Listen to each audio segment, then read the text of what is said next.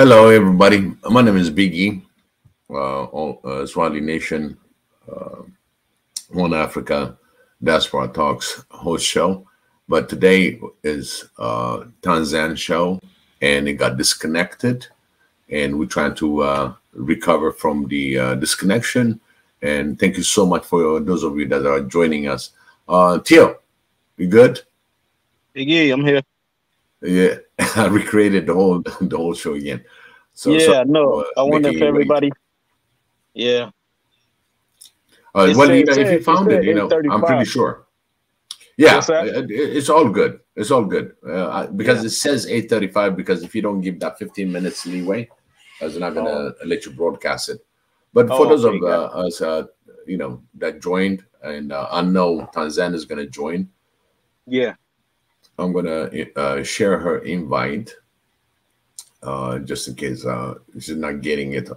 We have our own internal Swahili Nation, so it's for the host only. So I host a diaspora show, so that's No, I why didn't I know that. can. I didn't know that. Yeah, mine is on I'm trying to. Saturdays, Okay, I'm trying to tune into it 2 all, p.m. man. Oh man, you, 2 you p. love it. Every Saturday at 2 You will p.m. love it. Every Saturday, 2 p.m. What's It's the my name? show. Diaspora Talks. Okay, Diaspora Talk. Saturday 2 p.m. Okay, okay. Yes, sir. Yeah, man. Maria We Antoinette is here. Hey, they can cool, disconnect cool. us, but our light is still on. Welcome, Maria Antoinette, again. Appreciate that. We were talking something hot, very hot, and it seems like it wanted to take us out, but we're not done yet. BJ is here. Okay, Hey, so Biggie, just let we're us know what reconstructing. topics we shouldn't talk about so that they won't pull the plug in. You know I'll that keep happened. it That in happened on control. Dinus. That happened to Dinus earlier, also. Oh, really? Really? Yeah, yeah, yeah. Yeah, Cutting had to redo the live after, it was like it had been on. He had been on live for like 2 hours at that point, I think, and then it went out. He had to restream it. Man, this is crazy. I cannot Means you're on the believe. I right mean, I mean, I, path. I believe it because You're on the right look, path. we're on the right path. That's all I can believe in. Man, That's all I can believe in. Nothing else. I got a few questions I want to ask everybody once everybody's on too. Just some wonder what the thoughts are. Some idea. Okay. And also I was trying to share certain pictures, about the original text that's been out there, why Ethiopia was isolated, and Well, I mean, but a lot of people don't realize, nobody wants to talk about the Crusades. Our Bible is based upon how they integrated the Abrahamic beliefs and pushed paganism within it. And the religion is based upon paganism. That's why you have all these little holidays. Again, they said Jesus and Joseph and Mary was on the camel coming into the Egypt, and that's where Jesus was born in a manger because they had to come for the census. But yet we celebrate Christmas and it's snowing. Why would they be on a camel in the middle of the winter? Doesn't make any sense. So all this stuff, people don't connect the dots because we're just conditioned to believe because the man up at the pulpit has some letters behind him and he knows everything. And I know nothing. BJ or Tio Marie Antoinette. Sometimes you knew something, right? You knew it 100%. Right. Then you wake up somewhere in some time, that discussion happens, like where all these folks comes from, because I knew it was 100% that is being miscued. Oh yeah. This is why honesty is important, because a lot of us know, right, deep down, some things that we just don't want to be the first to actually discuss. Right? You know what I mean? We don't want to be the what the first society one is going to call bring, you. yeah, Society is going to call you crazy. you know, Oh, they've been doing that for especially with years. I'm okay religion, with it. Yeah, especially with they, religion, right? It's oh, like you don't want to be that guy to be the first to question something that your grandparents and your uncles and your cousins and they might be thinking it, but you don't know just yet. You know what I mean? And see, I've always been the person. I'm gonna tell you what I know. I'm gonna tell you what the truth. It's up to you to do what you want to do with the information. Me and my niece went to college, got Christian college. You know, she's out there on the streets. Hopefully, she's going to save a bunch of souls. I know she has a strong relationship with God, and I just pray, that the truth will always follow her. But she's like, no, she believes in the Trinity. I'm like, I'm not into no Trinity. We don't agree on both terms. It's okay. Follow your belief because God's going to take you where you need to go. And He's going to expose the truth to you when you're ready.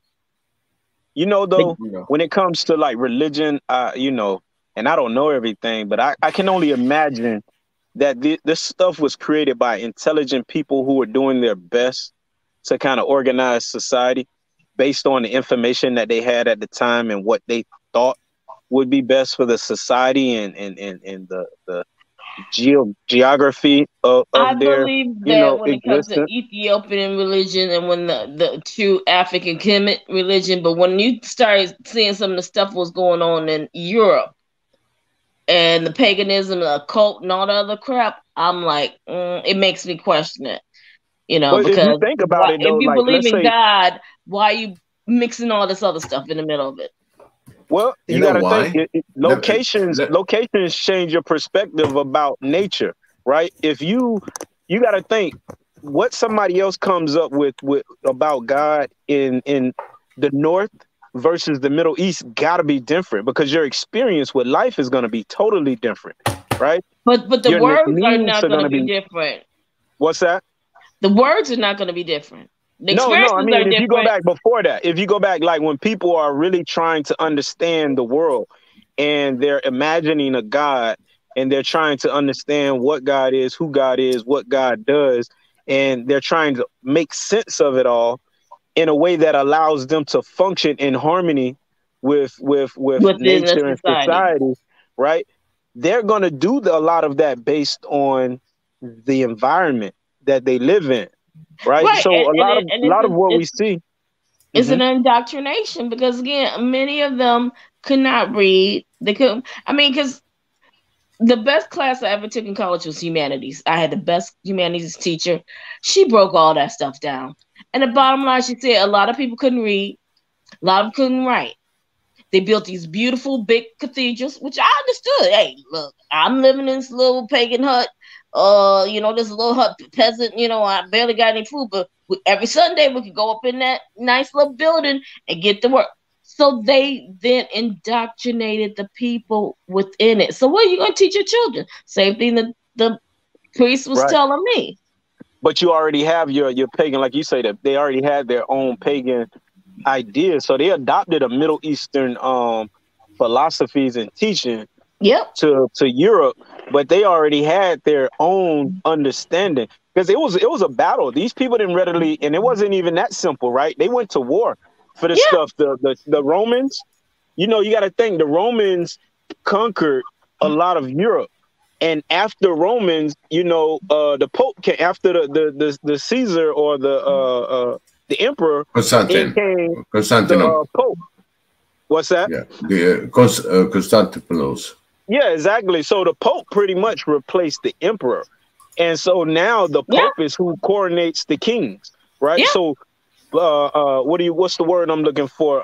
By proxy, thank you, Russell. The church is really, really controlling Europe up until, you had the Reformation and, and all of that. But a lot of those kings, like the King of England, some of the kings out of France, they were Christian, but they fought the people on the ground to actually convert them. Like it wasn't just as simple as, and the thing is, they were fighting the people on the ground to convert them because they didn't want to give up their pagan religion. Yeah, you had to, in order but to. At the same time, the ones who believed in the Messiah definitely wasn't giving that up. So they like, we can't beat them. Let's join them. And so they merged the two together. And that's what we got, what we now worshiping now called Christianity. Right. And that's, you know, it's always going to be like this because, again, here you have people trying to make sense of the world, and they're trying to create law and order within their society, right?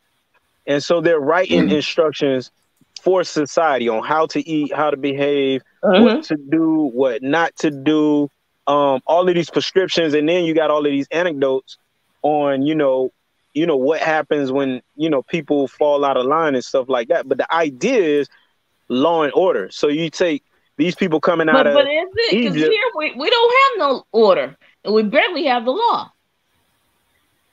To me, it's more of conformity more than law and order, because whatever the society says do, and it's acceptable. I mean, you got mass shooting on every other corner now. Yeah. And nobody seems to have a problem with it. And I think everybody has a problem with it. It's just how do you get it under control? You know, the government controls everything else. You can't control this.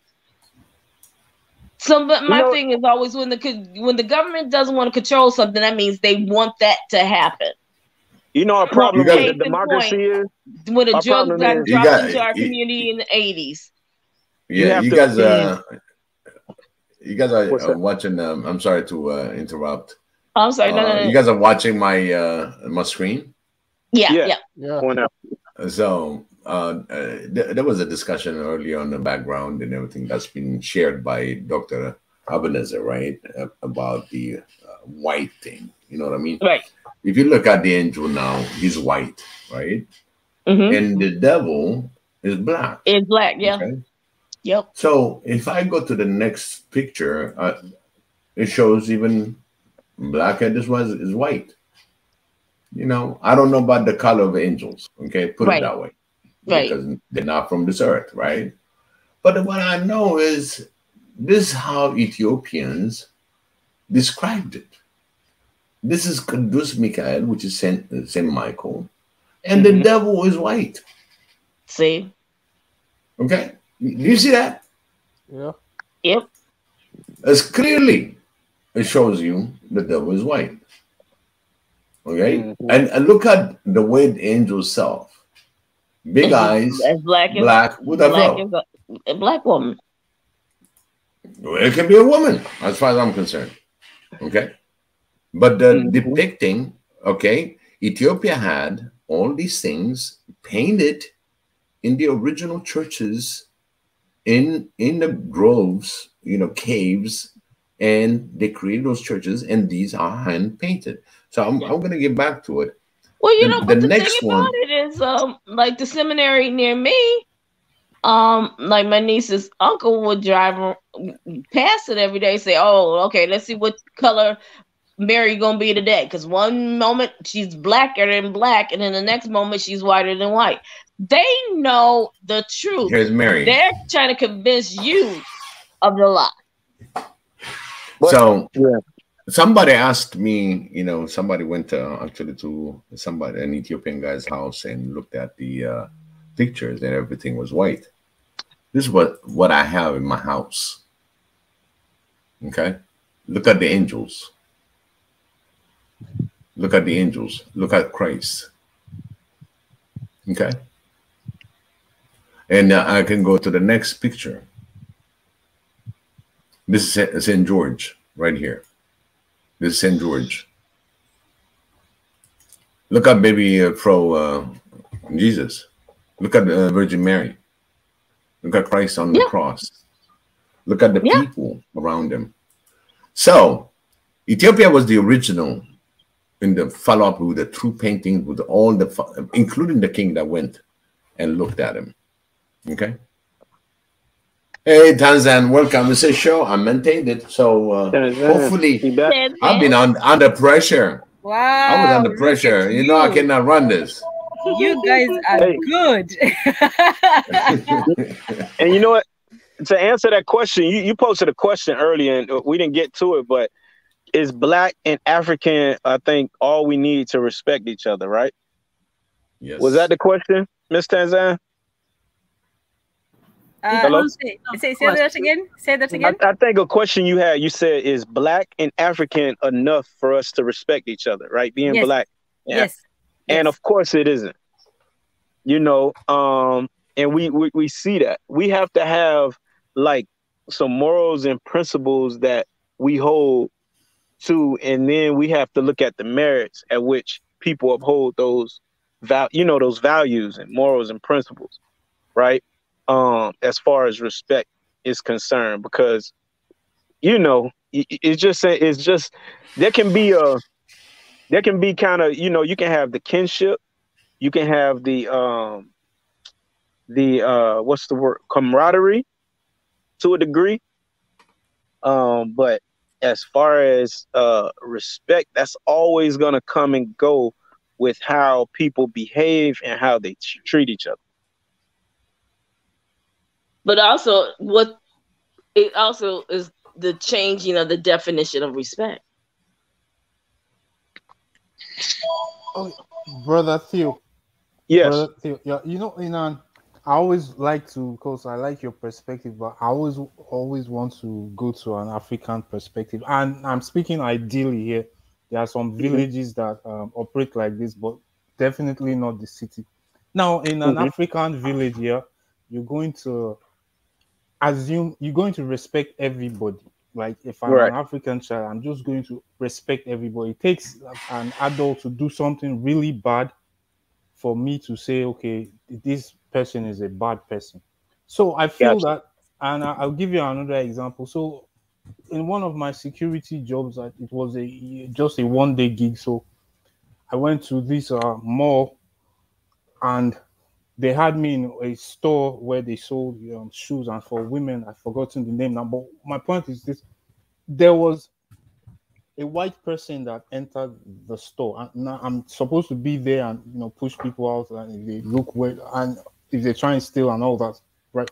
So now this white guy comes, he's wearing he's real tall, about my height. He's like 6 or maybe even taller than me. He's like 6 something. He's wearing a child's dress, like a child's upper shirt, and then he's wearing, I don't know, his boxers are tight, and then they have flowers all over it. And so my immediate instinct was, this is not right. Let me get rid of this person. But then a white manager comes in, a female manager, and just comes, and she already knew what I was going to do, and she just said, leave him. So, but then the thing, it hit me because I've seen, like, black people do less, and then I'm supposed to follow them about around the store. I'm supposed to keep an eye on them. So I do not agree with you that blackness shouldn't be, or being African shouldn't be enough for us to respect each other. It should be. I get what you're saying. It should be a given until you no longer deserve it. Yeah. You get the point, right? That's it. And even then, you can't be too judgmental, right? Because that does happen. So as it stands, we know though it doesn't operate as enough, because we see all types of disrespect and people being judgmental and self-righteous, and so people get treated with disrespect. But again, other groups are the same way. Yes. So I thought it's so right, because we need to respect each other even more than anybody else, because of what we've all been through. Because if we don't change this narrative, we're saying, by saying, okay, if you don't deserve respect, I'm not going to respect you. But look at what the condition of our communities are now. We unfortunately have to go the extra mile to try to reverse all this madness that we're all dealing with. Yeah. Because and I guess you can respect a person as a human being to treat each other like nothing but dogs, and everybody's happy. Yeah, I guess when I think about respect, and maybe what I mean is, you can respect a person, right, as a human being enough to not antagonize them or violate them, but you can not have respect for the way they're going about things. Like someone who's like, you know, shooting up a neighborhood, right? Young Right, kid, right, black kid. of course. You know, But maybe if I see my that, thing is that I have to, if I'm gonna respect somebody, I respect everybody the same. I'm not gonna give one group more respect than another. So therefore, I'm not gonna give people who look like me even less. Sometimes, like you say in the instant, if I see that person shooting up something, I'm going to probably, and then I'm in the presence of them, I'm probably going to give them a little bit more because maybe they never got any. You know, but BJ, and maybe they see that somebody is actually being kind. That might change their trajectory, and maybe, man, you know, this person stepped up to me in a way that I've never been approached and treated me with this kind of respect and dignity. Maybe I need to question the way I'm doing things. BJ, because that same person is used to people disrespect them and treating them like nothing. Then they're like, yeah, I know I'm right doing one of them because I don't get no respect, and if people disregard me and treat me like, I'm gonna keep doing me because this is what I have to do to survive. Somehow we all gotta change our mindset. And sometimes just one small act can do that. Not saying you tolerate what they're doing, because no, we shouldn't accept what they're doing. But I'm not going to disrespect you no matter what, even if I don't agree with what you're doing and I know what you're doing is wrong. BJ, was it Jesse Jackson that said sometimes when he's walking down an alley and he hears footsteps behind him, and then he looks back and sees that it's a white person, and then he feels, you know, he's calm. Man, that's real. That's real. I get it. And it's sad, but it's truth. But now, if he turn around in the United States of America, it's sad, and but it's it true. says he feels comfortable. Now, if the guy pulls out a clan, that's a different story. Well, then do you still feel the same way? No, that's a different story. He's just talking about all things being equal. Well, that's what I'm saying. Being equal, your enemy is your enemy, no matter what he looks like. I get what the psychology of the person in the United States. Bro, I wanted to ask BJ. I wanted to ask BJ something because I'm going to go. You know, I'm going to be slightly against you because you say you respect everybody. I used to. Actually, I'll be frank. When I first came to the US, I used to respect white people. Like, you know, my programming was they were morally upright. No, I get it. Listen, man. We got to be honest, man. We not like. Hey, listen. Honesty. This show is about being brutally honest. Yeah, I'm telling you, brutally honest. We don't have no game for that. Okay, great. So once I found out, and then I started, you know, getting on the treatment. Then I started now giving Black people the benefit of the doubt, and then I was more antagonistic against my white workers because I found out something about white people. They don't even want you to come to them. Like a brother will come to me and say, "Hey, where you from, Nigeria?" Right? You be kicking it back there at home, right? You'll be eating all that stuff, and you know we'll just chop it up like that. Absolutely. But a white person doesn't want you to approach them until they approach you. As in the first white person I ever knew in the States was asking me if I'd read Mein Kampf, and this is a book by Hitler. Yeah, so for me, BJ, I don't like right now. I don't regard, like, if they send me back right now, I'm happy. I don't regard white people at all. Like, I'm sorry to say, but I don't know. But you guys, I don't know. Maybe you guys. Sorry. But you know, you said something very true. Okay, very true. When I came into this country, I never looked at the white is going to be bigger than me. Never. And you're from Nigeria, though, right? Yeah. No. Look at this way. Look at this way. Because I'm giving you the opposite of my thinking. You see? Yeah. We in Ethiopia, we never bow down for no white. And we've proven it over and over. But when I came in, it was so surprising when they tell you, oh, you guys are different. I'm like, what do you mean? I'm Black. I'm African. Because you have confidence You see And what you I'm have saying? love of self. And that's different. And we've never been exposed to Right. the abusive white, because any white that abused me in Ethiopia, I just write a little letter, and that letter goes straight to Haile Selassie. He will hear if any Ethiopian disapprove of a white man that's trying to act like colonial in the country, he'll be deported in 24 hours. That sounds like the And Middle they'll East. catch him. They'll catch him. They'll catch him. Biggie. Because we experienced it back home. You know, I went to French school.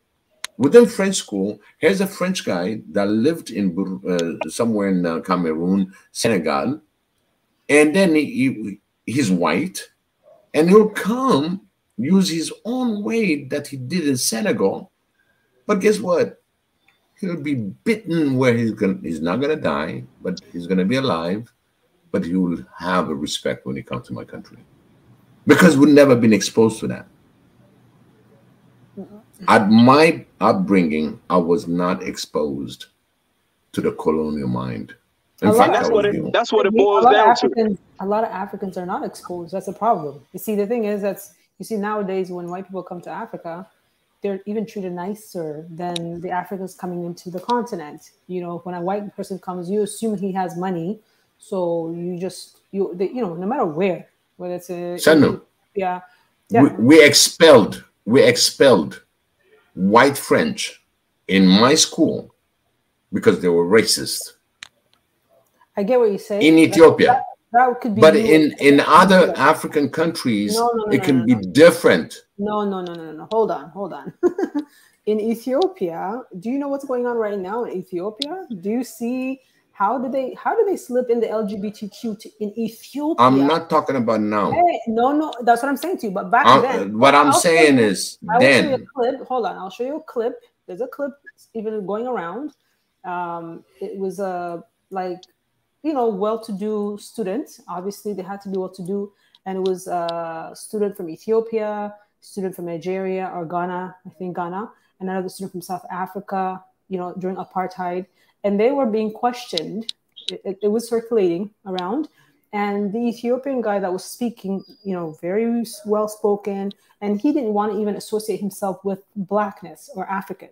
Like, he did not, he said, we're not Black, we're not Negroes, Negro. We're not Negro. Oh, man, there's a whole debate on, I think debate is out of the 60s, I want to say, some young students. Yeah. Did you see it? What do you like? Yeah. What do you mean? So what I'm saying to you is, like, our mindset. Also, as a people, you yourself or your friends at that moment. You forgot his feudalism. Nobody is better than them. Whether it's white, black, it doesn't matter. This kid was feudal, and he was raised in the feudal system. Yeah. So it doesn't recognize whether you're white or black. He doesn't care. In fact, he doesn't care. No, I love. He was just looking like he was a super nature, he's super human being being interviewed in there. But this is what. But that's a flaw, though. That's a flaw. No, he doesn't. Yeah, it is a flaw. But this is what's actually. But that shows you the other side, how they've been raised. Mm-hmm. Yeah. But this is what I'm saying to you. It shows you the feudal, right? Us growing up, maybe there are certain instincts like that. You were well-rounded. Maybe you had good. You had your parents that taught you and things like that. Your surrounding, but average overall, we're having issues right now between countries in East Africa because they want to be more closer to the Arabs who do bad to us, So what I'm saying to you is, we're still I think what the white people has done to us, it's a huge effect. Still, the mental chaos within our heads is, why are we trying to mimic them? And two, how are you trying to beg for their approval? You have right now. Can I say something, ladies? Back to the question of our identity being, is that enough? Because what we see is, we know who they. We can speak of they, and everybody knows who they is. But when we want to speak of we, who is that we? So, Who is we? Yes. Yeah. But yeah. Who's for us we? to find, for Yes. us to find out who we are, right? For us to find out who we are, right now we're so across the continent, we're so lost. We're not even looking at the issues, or when you have a president, or there's right now there's an election in Kenya, there's an election about to happen in And Nigeria. and the scary thing is, if you guys are lost, what hope do we have over here? Because we've been lost Oh, forever.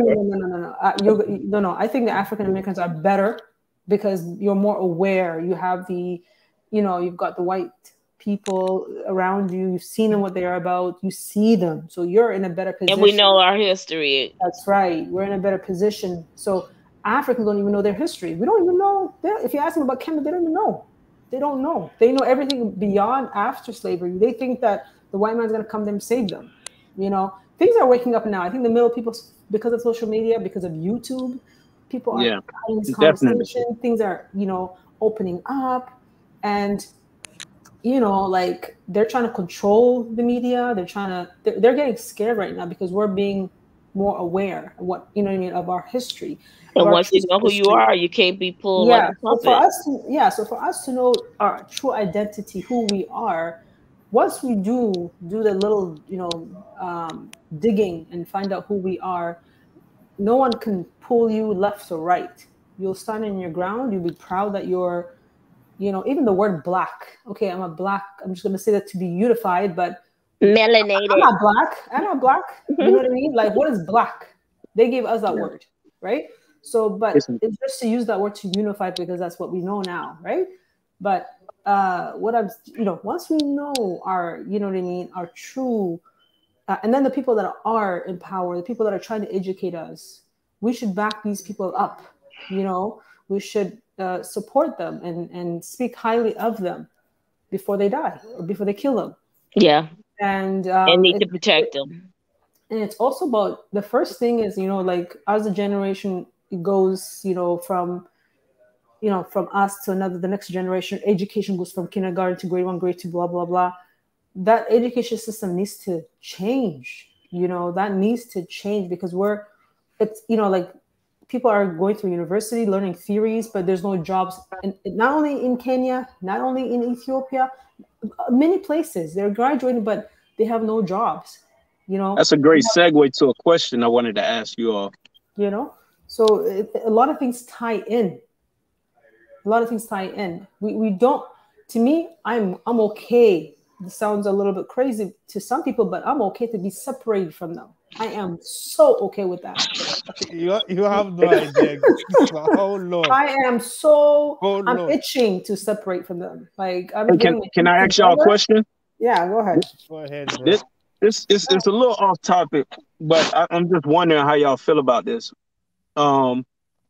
If there's enough water on Earth, fresh water, or enough water can be produced for everyone to drink the amount of water they need each day to survive, do you think everyone should have free access to that?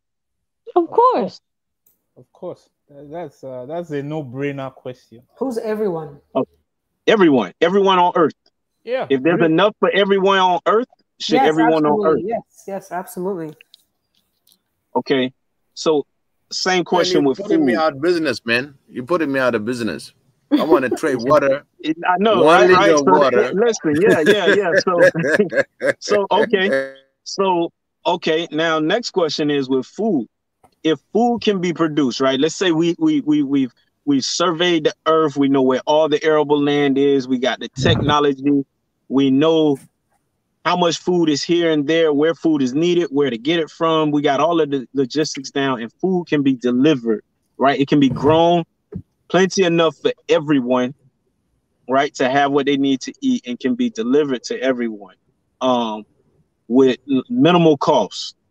Do you think everyone should have access to it for free if it doesn't cost anything? Let's say we get the AI together and we could, get these systems to and take all of it. do we get these systems to like actually automating the production of food to where there's no labor costs, right? And we've collectively already paid for the infrastructure, Or you know, we to change create the it. system so everyone eats. So do you feel like everyone should have access and a right Of to course it they as a right? should. Of course, No. personal. For me, no. I feel that everybody should have right to water, food, and healthcare. Then, if you What want something else in life, you go work for that. But for the That's what basic, about shelter? What about that's shelter? that's a yeah, good question. Is the thing is, are they going It's to, let's very say, critical question that So you're why we asking. saying yeah, they Let's though? think Why we about it. saying they? The question is, are Let's we? yeah? What are So we gonna do? let's think about yeah, it. so for me, Yeah, oh, go ahead, Biggie. yeah, because his question is very valid. It's about us, we, the What are we gonna Negroid, do for the the black. world? You get what I'm saying? Like, when are we gonna be like the world? Like, why they? Why they? Right. You get what I'm Exactly. saying? Yeah, first think of your own. Not So the no, thing is, not just think of your we own. have to stop We can solve the world's dividing problem. ourselves and start working towards exactly what you're saying, Zio. okay. Yeah, I mean So, for the world, not just for a No, selfish no, thing. we I have to mean, start with us first, oh, and then everyone else, because Because that we question's have deep. too many Phil, issues Phil, Let's say no one else is going to solve. Phil, let's I say didn't really get you. I didn't really get you, brother. Are you saying like they are trying to make the world better for everyone? Is that what you're trying to no, say? I'm not saying they are. No. No. I'm Okay. saying, let's say if you could get a group of people together and Yeah. you could create an infrastructure, right? You get all the minds and all the resources together, Yeah. however it takes, right? And you can create an infrastructure that automates the production of food, so plentiful that everyone can eat for free. It's enough for everyone to get the calories that they need, the nutrients that they need each day. Should everyone have free access to that food if it Yeah. could be delivered? Yeah. For me, yes. based on history, I would first, take care of my continent, Africa, and then make sure, you know what I mean, and then the rest of the world, if like once we are taken care of, and it's you like you said, it's abundance. So yeah, I would do a security line and then give it to them. I would not welcome them come to Africa Right, and right. then No, we got the oh, logistics, we got no. the technology to deliver. Let's We say, got how you everything. got Then right they, now you got yeah. Amazon. You got Amazon.com or Then, Ali, where you can push a button and something delivered to your door. then You why got an not? Because automated system. originally the Africans are very giving. We're very kind. We're welcoming people. You come to my house, I'm going to feed you. I'm not going to send you without eating. So we have that in our blood as Africans, right? So obviously we're not cruel, like some of these beings. So Yeah. we take care of others, even like you know what I mean. So it's our nature. So yeah, Yeah. for sure. You know why I asked that question? You know why I asked that question? Why, brother? Because I genuinely believe we have the capacity. We have the technology to do that. Yeah, but Right? We the do. power that We be will do. not allow controlling it, right? They destroy the like see what's happening with the farmers even in Europe. You see Yeah. what's happening, in Yeah, Netherlands. and then here They destroyed our they soil in destroyed Africa. the You know what I mean? processing plants. Yeah. They patent the seeds. They put All the sort of fertilizer crazy seed. stuff. They put a rule to say everyone has to use fertilizer, and then now they're like, "Oh no, we can't use that. We have to use less Because you nitrogen, become this bad." fertilizer dependent. Because they want to control the They want to process. control They it. want to control So then, everything. Like you therefore, the said, process that will right have to be now, created has to be self-sustained. yeah, Where those things, I mean, if they take down one, another one has to pop up almost immediately. They take down another yes. You know one, why these another people one has want to pop up almost immediately. Because again, I the think way the system works, if you let it one be destroyed and then the fear comes in, we can't do it again because this one been destroyed, it will but never grow. but here's the thing though. People right now, the problems that you all see with that it's because people are operating off of fear of scarcity as it is, Right, right? right. So people have not realized the capacity of the earth, right? Oh yeah, it Wholesale. can sustain everybody 100-fold, 1,000-fold. I think people are realizing it and now. I think They've seen what's happening. They see the buffooning, that all this nonsense they're trying to say. Right. Oh, See, we have the internet now. But like, look, they use this excuse. Oh, we have to support Ukraine because they're the one that's providing the wheat to Africa. Like, really? Really? You know what I mean? No, like, because how guess what? big is Guess Ukraine what? then? They are upcoming whites. They are upcoming whites. So you're gonna bow for the wheat. Ethiopia is producing wheat to export it next year.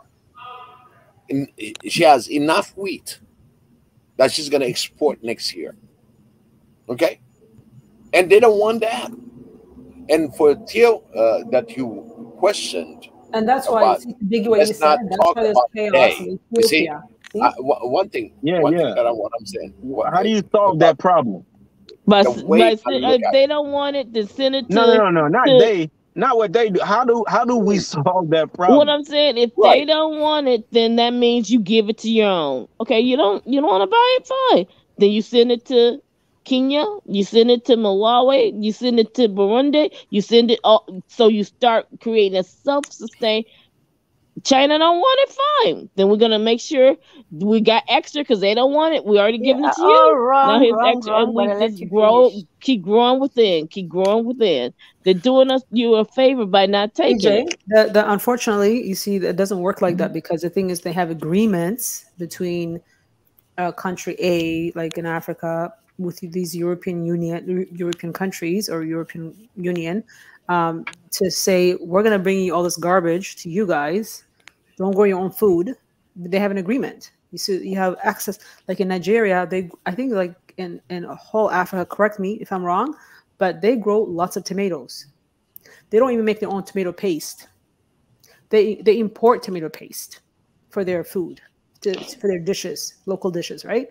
You have access of tomato, like they grow. But that's okay. Let them bring their tomato paste in, but you teach each other how to make your own tomato paste. Okay. No. What I'm saying is, you bring their stuff in, and if you teach each other how to make it from a tomato, you can have all your stuff here, but nobody's buying it. I don't think it's a matter of teaching. It's just the policy. These government people. No. They're gonna have that policy. That's okay, because that's what they're gonna do. But if you don't buy it, they can't sell it. But the thing is, so if I could go to my local person and buy the tomatoes and figure out how to do it on my own, then I don't have to depend on all the stuff that you're sending back to me.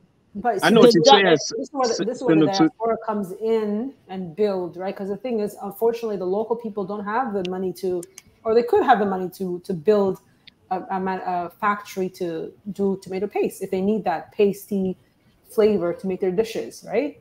So why isn't that being built in a country like Nigeria, for example? We have so many. I can answer that. No.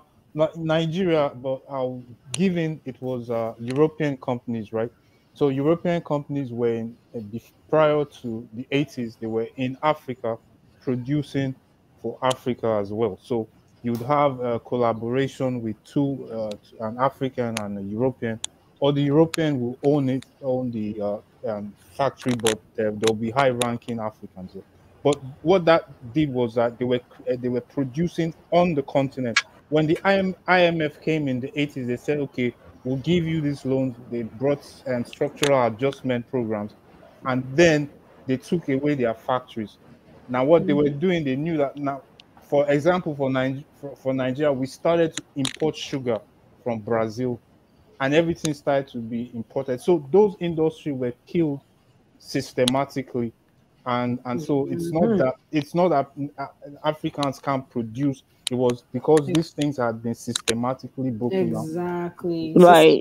Systematically. That's and I think to forgive some of the loans, I think they made these policies. I know with some of the West African countries where they would make certain investments, but those countries weren't able to finish the products, like let's say coffee and chocolates and stuff like that. Exactly. So they made some type of deal for these loans to where they could only export raw material. But the and thing you know, is it's again, stifled. if with all these agreements, they said you can't build it within. Fine, don't. Then you find a way to take the fruits, the vegetables that you do have access to, make your own, and don't buy their stuff. Because again, if you don't put money in their pocket, that money is what's fueling everything. It's the same And thing here. Right. so We BJ, don't that's why we circulate need, our money with yeah. each other, So therefore we that's have why, no power. If and we so keep giving them power, mhm. then things will never change. So BJ, And your power is your dollars. to what you're saying, so this how do you make this happen, right? So you need, you know, again, you need from the ground up. It's not going to come from a government down, right? Because because the thing is, if we were left alone as Africans, we would prosper and do great things if we were left alone. But they're not going to leave us alone because their life depends on it, Well, right. right?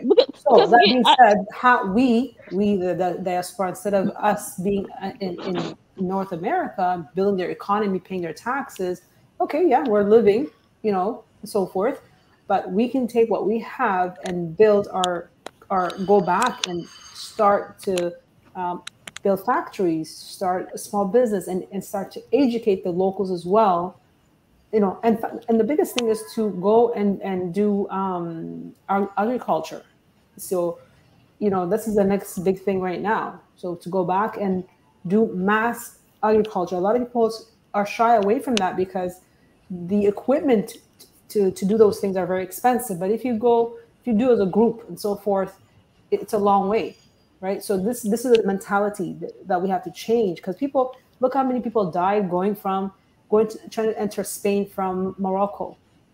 Our beautiful black men, like, it's so sad and these are young, strong, probably from ages 18 to 30, probably, right? And it's so sad. oh They're fleeing for a better option, because these people don't know. They're not they don't know the system. They're not aware. They think Europe is gonna fulfill them.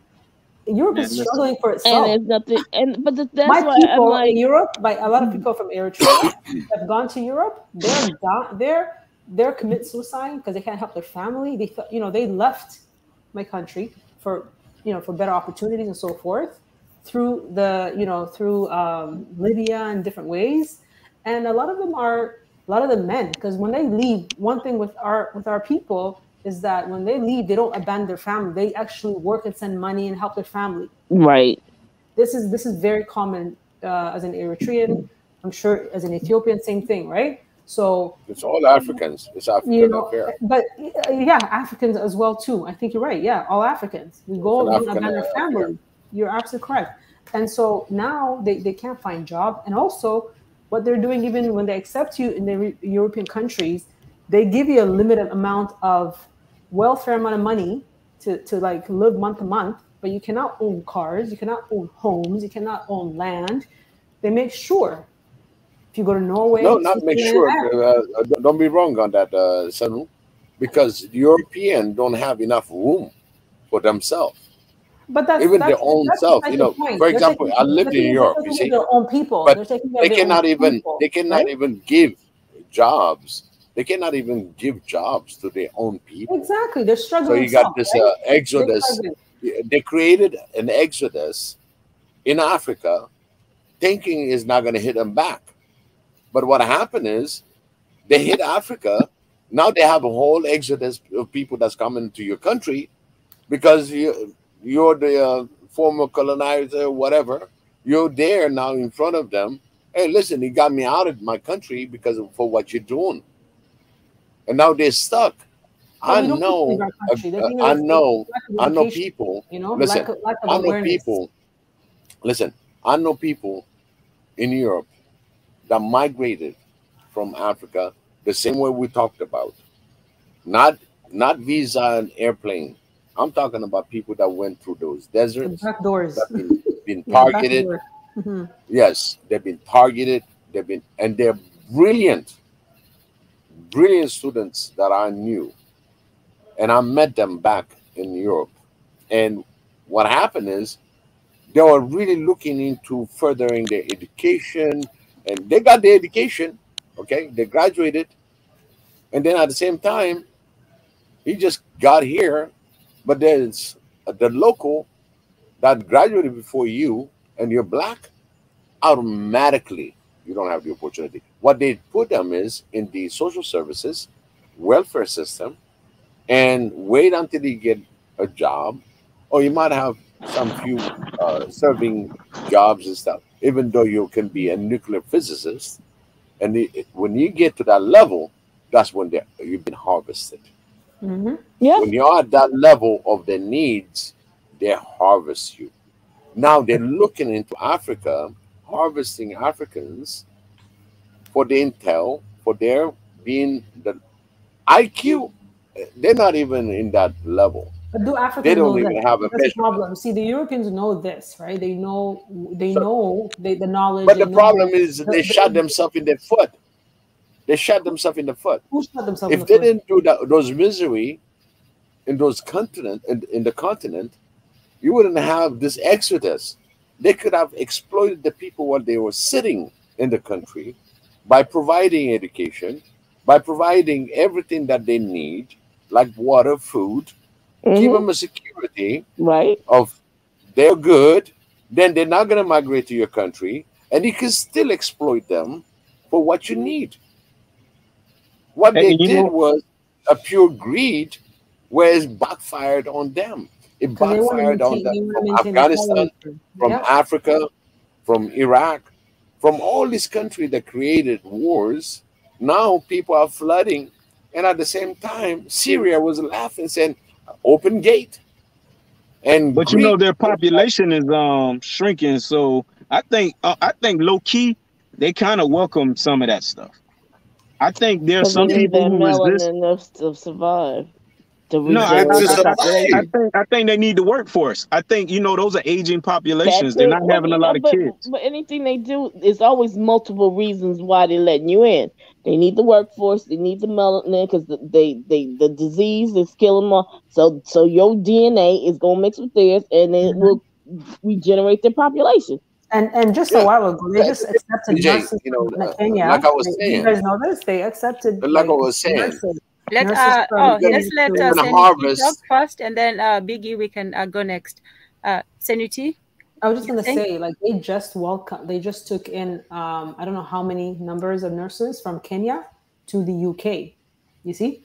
So like they actually were short of nurses, right? So they took, Kenyan nurses took in to UK, because they were short of nurses. They took Nigerian doctors because they were short. I think they're the highest of doctors in the UK.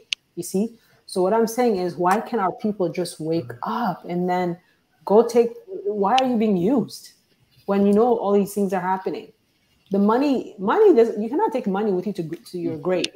Money comes when you go. You have the most expensivest wealth on the continent, your land, everything, the sun, everything's God gave to us, and But I didn't know this. I found this out see, afterwards. the other problem is they indoctrinate Biggie is you at a next. young. Let me just take a few moments to just remind everyone to be African. And like we always start the program, we start with a prayer. And it's always to the ancestors. And for me, I always pray that they guide the conversation and we can share and we can learn and we can listen and we can talk. So just and also acknowledge each other. So that's why it's important, just as Africans, when somebody comes in, we say hello, habari, karibu, and so on. So that's just part of being the African people that we are. And then also just letting each other, air talk. Sometimes some people can talk for a long time, but it's okay. Sometimes it's okay to just listen and so on. So let's give each other that courtesy that we can listen to each other and we can take, just that instruction and so on. And we're great people. So yeah, let's continue. Oh, but before I forget, Theo, I have to go back to that question that you asked. which for me is a very it's an idealistic question, but it's a wrong question. It's a very socialistic question. You how Oh man, it's called resource based. no, it's called giving everything for free. And where is the profit motive? So Where do do you you think get? if you had the power to, would you control the air and then tell people they have to work to breathe? What I'm saying is, where are the profits? If you gave everything away for free, what incentive would people have to work? Where would you get the money? How would you incentivize people to create and to compete and to do all that? If people had their bellies full, do you think they would move? If people could eat and drink and live for free, do you think anybody would be going to work right now? What would we work for? What would we need work for? But Yeah. tell me this: do you need to work in order to survive? I don't need you to work in order for me to be happy. I need food, water, shelter. So if you have free, I'm sure you want to spend time with your family. Maybe you're into music, art. Maybe maybe you're architect. Maybe you like to build. There are things that you like to do that you can explore because now you're not burdened with working for someone. So there's nothing in life there's nothing that says you have to work. We only work because we're compelled to work, and we only work for the things that we need. So when we have the things we need, then you just do the things that make life enriching. Spend time with family, your kids, play sports, art, music, dance, all types of things. There's so much to life, that we just think work. And this is the thing, like jobs. We look at jobs as the solution, but jobs are just a means. So if you can skip that and get what you need, sometimes that's the shortest way to get what you need is skipping past the job. But we look at, because I listen to a lot of people when they look towards politicians, oh, we need jobs. He didn't give us no jobs.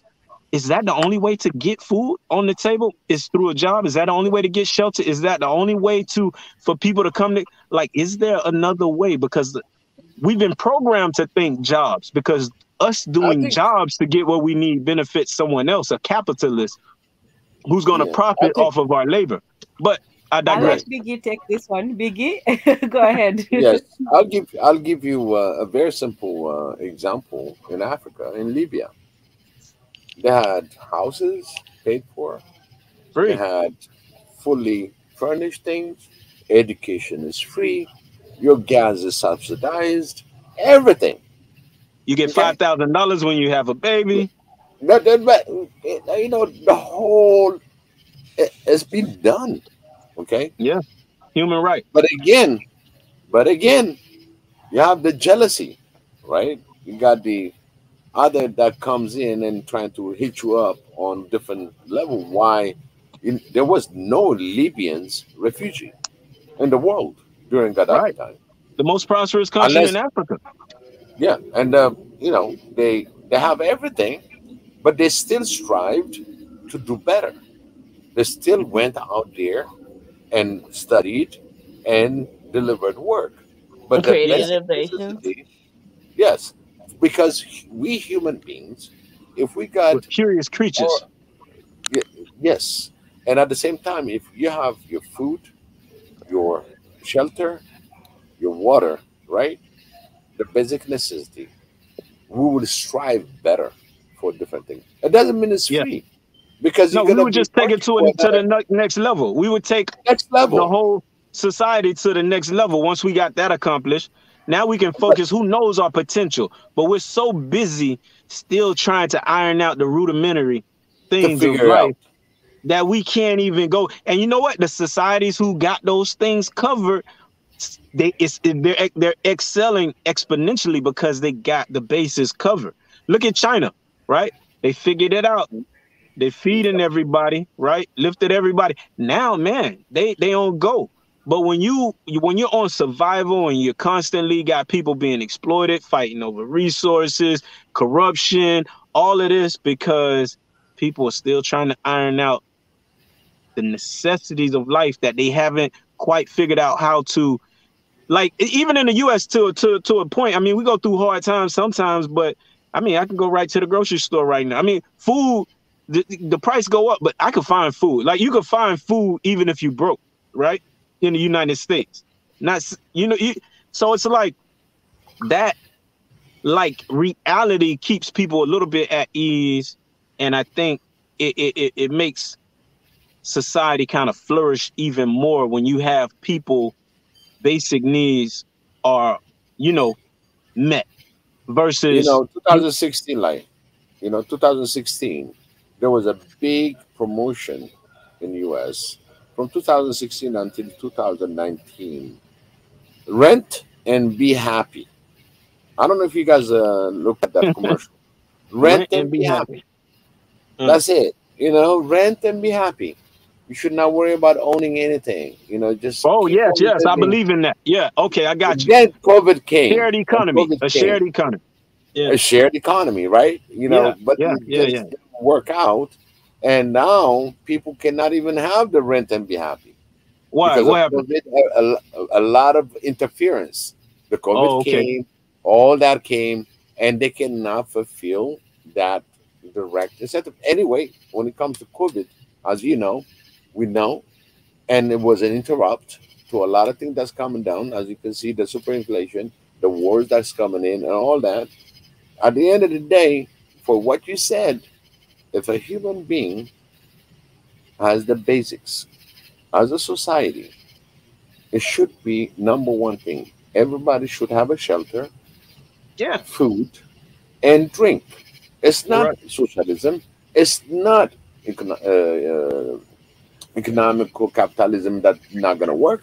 This is the basics that we need worldwide.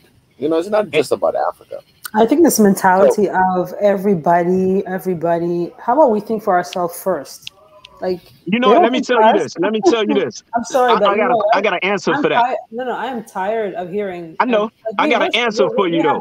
We have the people we're always welcoming to everybody else. Not welcoming, but check this out. We want to include everybody. Right, but let's say you got a fruit tree in your yard, right? You got a fruit tree in your yard, and you got some neighbors that got a bunch of kids. Now, you got a fence around your yard with your fruit tree, and the neighbors' kids keep jumping your fence, taking fruit, right? Now, you could build a higher fence, but eventually they'll figure out how to climb over that, right? Or you could actually take one of those fruits, plant a seed, let a tree grow, and go over to your neighbor's house and help him plant that tree. And now his kids got a fruit tree in the back of their yard, and they can eat. And now the kids are no longer jumping the fence, coming in your yard to eat off of your tree. Right? So I don't think they're going to seek for that tree. What's that? What'd you say? They won't look for that tree anymore. Right. So what I'm saying is sometimes by helping others, and when I say, I'm thinking, because listen, you're not exactly like me. So I have to think outside of myself to even consider you, even though you're Black, you're African, right? When you look at tribes, right? It's the same thing. People are having a hard time looking outside of themselves. Then people are having a hard time looking outside of their family. Then people are having a hard time looking out of their tribe. Then people are having a hard time looking out of their nation. The reason why I've been thinking about this for like a while too. Why is there like tribal nonsense happening in Africa's, because of the same thing you just said. Let's look after us. No, hold on. So before, I don't think the thing is right now, we're fighting for crumbs. Look at the bigger picture. We're fighting for crumbs, right? So it's trickling down to crumbs. So when we get those little crumbs, we're like, okay, so that tribe, if he's in power, he's going to help his own people first instead of helping everybody else, right? So again, you know what I mean. And of course, sometimes people get more. They look at what's in the West and they want to get what's in the West. They forget who they really are truly, because again, they've been colonized in their mind. They're practicing religion that's not theirs. There's so many things. And then capitalism is one of the biggest factors as well. You see? So, so all these things play its course, right? So the thing is, if we just, for me personally, as long as you're an African, as long as you're melanated, I'm going to look at you first. I get what you're saying. No, But no the matter thing what, is, hands down, if you, no matter what, Mhm. right? That's Yeah, that's just the way that's how I am. Not like, no matter whatever I do, whether it's business or anything else, I always look at the melanated first. Don't think the other people don't do the same thing. I yeah, work with a lot of I work with a lot of I work with a lot of Indians. I work with whites. I work I work in the real estate, right? So I work Mhm. with different type of people. I see how the Indians operate.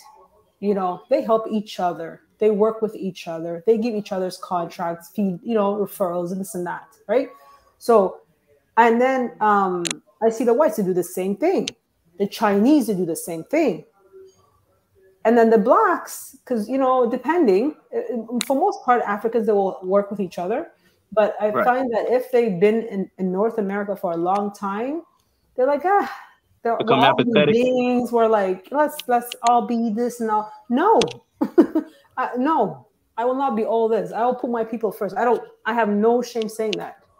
It's not that Yeah, I and hate I the get others. what you're saying. I have no hate for nobody. Don't get me wrong.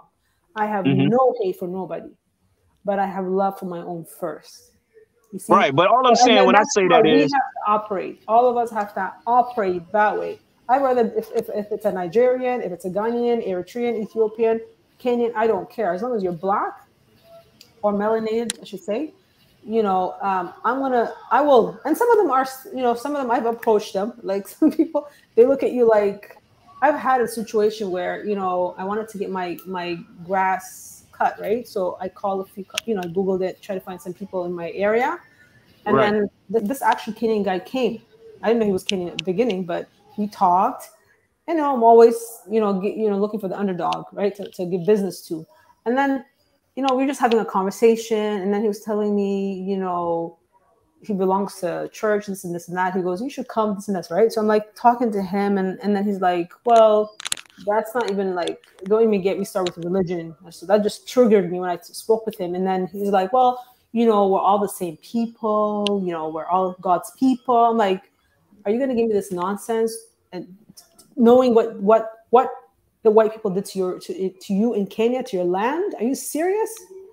So we were having this conversation with him, and then I'm like, and he's like, no, don't think like that. The Bible, this da da da. I'm like, the Bible. You take your Bible, and I'm not giving you my business. I didn't give him the business. So, like, I try to educate him, but he wasn't having it. His mind was locked. yeah. No, I get what you're saying, It was but locked, right? So I'm like, you need some time. I'm gonna pray for you. You need some time. Go on, So at some right, point, you do your best to work. I always do my best to work with our people. Some right, people, their mind is not there yet. A lot of people are not. yeah, They're not there I yet. got you. But see, here's the thing, though. The reality is, and this is how I think about it, right? We're all consumers. So for me, like, we have the knowledge to know right now there's 8 billion people on this earth, right? So we know, like, what we consume takes away what's left to be consumed, right? Mhm. So like, even when I spend money, no matter how much money I got, like, to me, I got to keep in mind that I can't just buy whatever I want as much as I want, because that takes away what's left on the market for other people, right? So a lot of times we think, oh, it's my money, so I can do what I want. But it's just a different way of thinking. I'm not saying like, oh, just skip over your people and go help other people. But I'm saying either way, in the world we live in, we have to contend with the reality that there's 8 billion people on this earth. And I as we don't. Yeah. operate So what right does that now mean? today, As an that 8 billion, plays what does that mean to me though? What does that mean to you? What does that mean to us? We've been that we've been means at abused. some point, if we really want to get to a place where there's true, like, peace, right? And true, and to the degree that it can be. Not saying it's gonna be all, peaches Brother, and cream. I thought Listen, you were I feel sneaky like I'm hearing a because world nation. you said I thought you said just you asked this question hypothetically. Now you're turning it into Well, it like went somewhere. It went deeper than I. Yeah, it was just kind of like, No, first, as a before I black, used as a to think like melanated people, I was just gonna say to you, I'm gonna be honest with you, for us for our continent to do better, we need to work with each other first. We need to have that mentality, we have issues within each country in Africa. So we need to delve deep down. We need to break down that tribalism, whether it's in Ethiopia whether it's, you know, like that's what the problem that Ethiopia has now. But see, the thing about the mind is once you start closing it off for like and making concessions, like it almost doesn't stop. But and I'm gonna tell you why I know, because I listen to some conversations, not you, but I've seen people become so like, I get it, you put yourself first, but I've seen the conversation become so to the point where you end up now where it's man against woman, even within the same group, because you've already put your mind on that trajectory of the caring black, for. Yeah, what's the that? black women, black men situation. That's a U.S. situation. Well, It's not yeah, an it's a Africa. U.S. situation, but We what I'm don't saying, have I've it in seen it Africa. though. But that conversation came from this idea. Oh, FBA, ADO, and that was like done so by design. where That was you have where to it understand, was that it was done was by Pan design. Africanism, right? Where it was Pan Africanism, and the idea of these discussions was supposed to be okay. It's inclusive, but once you start. Then you start trying to block. Okay, well, maybe we need to block. Before you know it, you down to like, man, just worry about the people in our neighborhood. No, but you know what I mean? Those that conversation, a whole different conversation. But that thing is, these things are done by design. It's not about the division is caused for us by the power that be. As soon as we get together, there's somebody else that comes in. They offer them something, money or this, and they will create a problem amongst the group. You know what I mean? So this is done by design for a long period of time, and it's done by design in the States. So that, you know, you'll see commercials on YouTube. You know, when I'm watching something, and the commercial that comes in, you see like a black man with a white woman. You don't see, you know, or if you see a black woman, she's a lesbian or gay or whatever. You don't see her with a heterosexual black man. You see? So who runs YouTube? Well, I'm just saying to you, you have to look at the bigger picture. So I don't give. But like, see, even that, that goes to like to us. We have to be militant. We have to think our people first. I'm not. I know, but this is the thing, right? You're gonna become inclusive and intolerant. No, because look at now. They can even come when you visit, talk about like people who are like, they can come to the continent. They can come spend their money, but be gone. You know, so I don't need them there. I don't want them there. One thing, in my opinion, right? We have our own problems. One thing I think we went on the side talks. I think. But do you know right now? I just want to add this. Do you understand the president of America, that Sleepy Joe dummy president? He just announced he wants to inject $200 billion to Africa because of what the relationship Africa has with China. Since when did the U.S. give it down? You see what I'm saying to you? He missed the boat. It's not. He missed the boat. Yeah. We don't want that. I hope nobody accepts that. What I'm just saying to you is, you know, they want to be in our business every way. But nobody wants to be left out of the progress of the world, right? And that's what I'm saying. There's no there's no country's an island, truly. You know what I mean? I mean, except for, you know, surrounded by water. But as we operate as like people today in this world, like it's one globe. It's just we only have one Earth, and until, you know, somebody actually get people to Mars, we have one Earth, 8 billion people almost. So somehow, some way, on the bottom of that, who's on the bottom of it? At the same time, let me give you the highlight. Okay, the highlight is, at the end of the day, whether we are Africans, we're Asians, we are Hispanic, we can be any creed. Our children are going to have to deal with them. We're the one right now that's going to have to teach them where they came from, who they are, and have food security for the continent and national security for the continent. This is the main aim. At the same time, what you're saying is, it's not about being communism, but at the same time, making sure that our people have shelter, water, and food. And it comes to the bigger picture that we need to be food secured. Okay, when I say food, it includes the water. You understand? Yeah, but we have to have this. If you want to secure the food, if you want to include the food, that means he's got a shelter. But Biggie, we have to all have this in one. mentality. You see, everything you're saying is correct, right? I agree with you. But what I'm I saying want is, them to have a fair shot. Our children, I want them to have a fair shot. but for you in to this have, for our global children to have economic. fair shot, guess what, right? We have to instill the value of our true, like, history, where we come from. Yeah, that's what I said. We need to teach our That's children what I about said. Kemetic. We need to teach about them before slavery. We have to teach them that, you know what? Like, there should be, you know what I mean? Like, young But you children that are, you know, At the end of the day, elementary kids going to Sanuti, Egypt to visit, right? And this and that, right? Sanu, by the time we teach them who they are, they're king and queens and princesses and prince. Remember that. When they find out the real truth, they're going to be another empire. Is that the way we want to be as Africans? Nope. Be an empire? No. Or Exactly. we want That's them why to be changing the way we're going to be living in the futuristic life in the globe. Because our children going to interact with other children. it's just But we gotta fix our house first, right? We have to. I hear what he's saying. I hear what he's saying. But first, we need to fix our house first, our continent, right? Our house first before. Yeah, they'll go out there interact. Yes, but first we have to, like, when if my child goes to Europe and does an internship on something, and they're interacting with other races, yeah, fine, right? But I'm just saying to you, but I have to add that value to not allow anybody to talk down at them. And to teach them that they come from kings and queens. We had kings and queens started with us, not with Europe, not with the fake queen, right, in England. So it didn't start with them; it started with us. So guys, what do you guys? No opposition right? for that.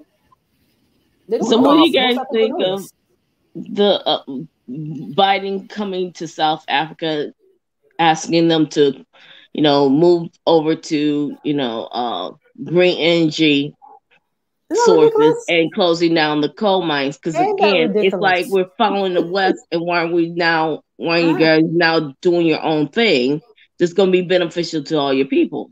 And then BJ, you know what when he said, when he was making that speech, he goes, we spoke with the European partners and England and they didn't talk to the South Africans. Maybe they spoke to the South African, the white South Africans that are, you know, in charge of South Africa, like, you know, with all the business that they own. Maybe they spoke to them behind doors. They didn't talk to the black 99% or 95% of who's going to be impacted, of melanated skin of South Africa. Did they get their permission? Did they get their say? No. You see, so this is the stupidity and the word I'm looking for. Like, they feel like they just own you.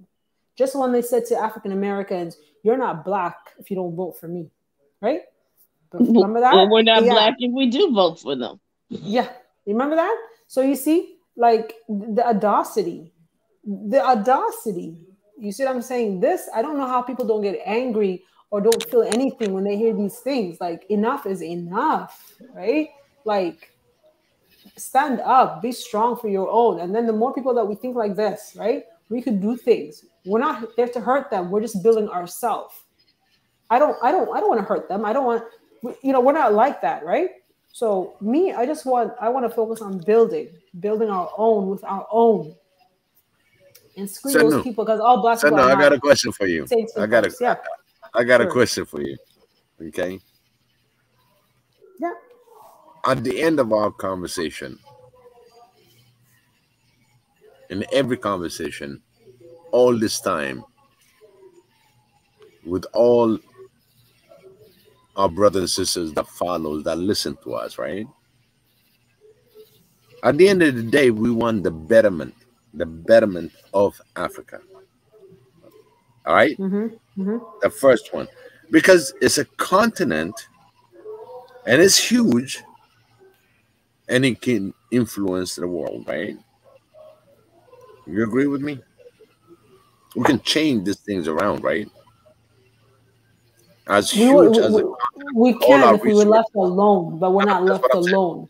So yeah, Right, no, so that culture is not but realistic. at the same time, what you're gonna do in order to defeat that those that are against us? What's your first strategy? The first strategy, you keep your enemy close. Okay, understand exactly what they want to do. What's their next move? This is intelligence, So because Biggie, a lot of the the reason why I talk, intelligence. yeah, the reason why I talk the way I do is because I understand the enemy. No, you go on yet. You go on yet. Don't do it. Right? But at the same time, we don't have our intelligence for Africa. And I'm going to throw you after this, and I'm going to say, you know what? I'm not a politician, because I always told Wait, you, hold on, Biggie. You said we don't have the intelligence for Africans? What for do you the mean by whole that? Africa, for the whole Africa, No, we have the that can protect. intelligence. We do have the intelligence, but the thing For is, are those are what those I'm talking intelligent about is, even on the continent? We have a lot of intelligent no, people. no, Are we they have being intelligence. supported? No, no, no, no, no, no. Not on the bit and pieces, okay? But as a whole, looking at Africa with no borders, we don't have collaborative information system, okay?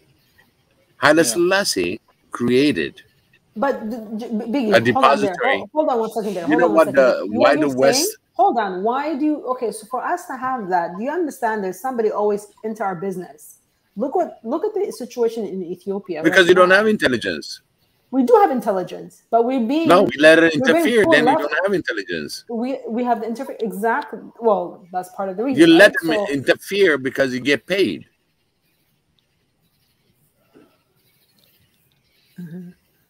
Follow the money. The intelligence I'm and talking about. and that's therefore, why I say it's going to start from the ground up, not from No, the top this down. is well, and one therefore, thing that I will tell you. everybody again, like here is buzzing again by black, and some people are starting to get on that train over here. You're on a black continent. Everybody should be spending. I don't care how much plastic rice is coming off of a ship.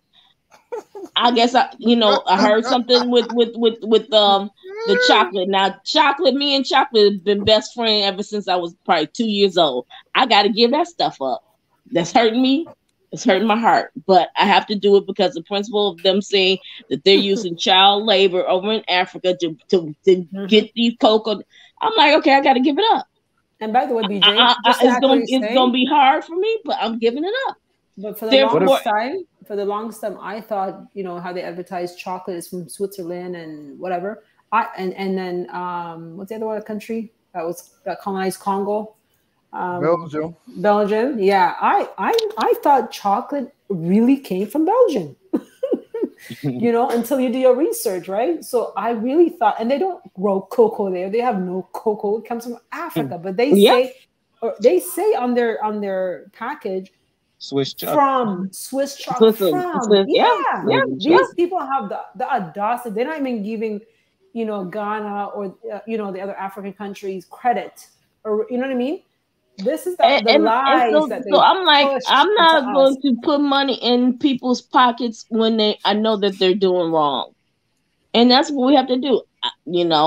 I'm not eating your plastic rice. I'm not going to do, because the money is what feeds all of this. Follow if the you money. don't give them the money, they can't eat. Follow the money. Look, And that's why that's why I preach this, right, to anybody here too. They look at me like I have four heads in my, you know what I mean? Take your money, go invest on the continent. I am saying it, but I'm preaching it, but I'm going to practice it like myself. Yeah, in a few months I will be on the continent. What I'm saying to you is preach what, you know what I mean? Yeah, go ahead. Sorry. Yes. You're gonna follow the money, because you know what? Before you, there are so many that really tried it, and then because of their business decision, business plan, because of their way of running it, they get burned, and they will tell 11 people each in marketing. One person, when he has a good experience, he will tell 11 people. Bad but the thing is, experience, Biggie, to your argument to that though, you have to understand, right? It was, what they used to do is send money. My dad, the same thing. He had there was 10 people. This was in the early 90s after Eritrea became independent. 10 of the guys that were working here, they put a good amount of money to build something in the country. And of course, the government like obviously didn't work out for them, right? So they put the money into it. And so after that happened, they're like, you know what?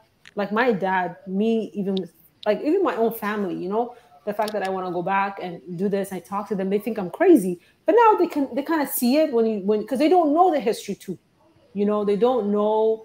They see CNN, they see the mainstream media, like all this happening, all this nonsense, even with COVID, all this conversation swirling. So they've been brainwashed. They've been listening to these nonsense for so long. But the younger generation, they're dissecting things. I don't listen to CNN. I haven't listened to CNN for like how many years? I don't even bother. I got a question for you, Sanu. Sanu. Yeah. When did the fake news came, even though we knew it was fake? Thanks to Trump. Trump really point out. I knew it was fake before Trump. But no, we Trump know that. What I'm saying ahead, is, officially, as a president, as a head of state, pronounces it to tell the people, don't trust everything that you have on the media. But Big E, you got to remember when Reagan used to say misinformation. I mean, they've been telling you this for a long time. I mean, he was politically correct to say misinformation, disinformation. But what became really hard on it was Trump, and he was calling it the way it was coming. Sometimes, and I give a lot of respect to Trump, but believe it or not, I respect him. Trust me. yeah, and I mean, during Reagan, it was under the carpet. You saw the news. How many people saw that news? Nobody. Okay, very limited people saw it. Okay, but people now, when Trump said fake news, it's like an alert for the rest of the world. It was like an alert. We knew it here, but you guys couldn't see it. Yep. It's like, watch out. There's a fake news. And it came in from a president. And of course, after that, everything else started taking over. And people start really being aware. But at the same time, you notice that every time they're still putting the fake news, people are running with it. Even though they knew it was a fake news. But but also, Biggie, you gotta also give some credit to the pandemic because it shut everything down and people had time to think. Oh, absolutely. That and started looking at things for what it really was. You should have another topic about what happened after during COVID and within after. Even though we're still in COVID. Well, you have to be careful how you say it. You remember I used to say it? You remember I used to say it? Shut down real fast. Hey, did Tanzan fall asleep on us? Question. When you're I was still live. I listened. Live. Oh, okay. I'm checking. Are we still live? No, and broadcast. And Tanzan, we're still live. We're still here. Come on, we need your beautiful mind in the conversation. Well, I have to learn first in order to speak, so I'm learning right now. There it is. See? There it is, the product. I have a question. Now, I've been thinking about Ethiopia a lot, and it's really, really bothering me. If we had a battle similar to the Battle of Adwa today, would we win it? Absolutely. But why? Wait, what was the question? If we had a battle similar to the Battle of Adwa today, would we win? Yes. Over and over. Why would we win? Kill all the whites. No, but because you see, then there was a level of mental strength that prevented. Still, who's going to land in that land? Look at the Talibans. Look at the Afghanistans. No, but you see, bowing then looked differently from bowing now. I mean, we always I have always said to myself, Ethiopia does not bow. But when I saw Mika in Ethiopia and certain details were revealed, I realized, but we have been slowly bowing. We are not as mentally strong as we were before. I mean, for Mika's speech, people who heard his speech said that they were amazed that they allowed him to finish, because years before, there would have been a level of censorship, and ideas that Mika expressed would not have been permitted. That is a form of bowing. Then when he went to the church, and I saw the picture of Christ outside of the church that looks so different for the artwork for which Ethiopia is known, that too is a form of bowing. We have been bowing. Ethiopia didn't bow before, but it's bowing now. We are mentally less strong. We were. They're trying. Hey, what I was think the somebody what's has the origin? their stream on. Can somebody turn off their? I think they have maybe both on. They are here. Maybe something in the background. Okay, I don't hear. Yes. Okay, go ahead. Sorry. Hey, can I ask you all a question concerning Ethiopia and the emperor? What's the nature of the uniform that he wears? Because when I look at the uniform that Haile Selassie wore, and I look around the world at the other emperors, they have similar uniforms with similar medals and regalia, like the crosses and all that. So who's the authority that issued those medals and those uniforms? Excuse my French. Hello? Oh, I don't know what happened there. Oh. I don't know what happened there. He said excuse his French and we lost him. That wasn't French a bad usually question, is was it? F or something. I'll go ahead and repost the comment. But to your answer, I do not have enough information to answer that. So if somebody wants to, and he would have been the best person to do so. So let me see if somebody has something. The question is, sorry about that. I just dropped because of my Bluetooth, and probably you heard me saying something. I probably cursed it out. You heard me, right? And I'm sorry. Excuse your French, brother. Yeah. And your question was with Haile Selassie wearing the uniform. So I didn't medals, the cross, all of that stuff is so similar to all the emperors, the Kaisers, the czars, the emperors, and all over the world. So I always wondered, like, who coordinated this? Like, who's the authority above them? Like, who are they?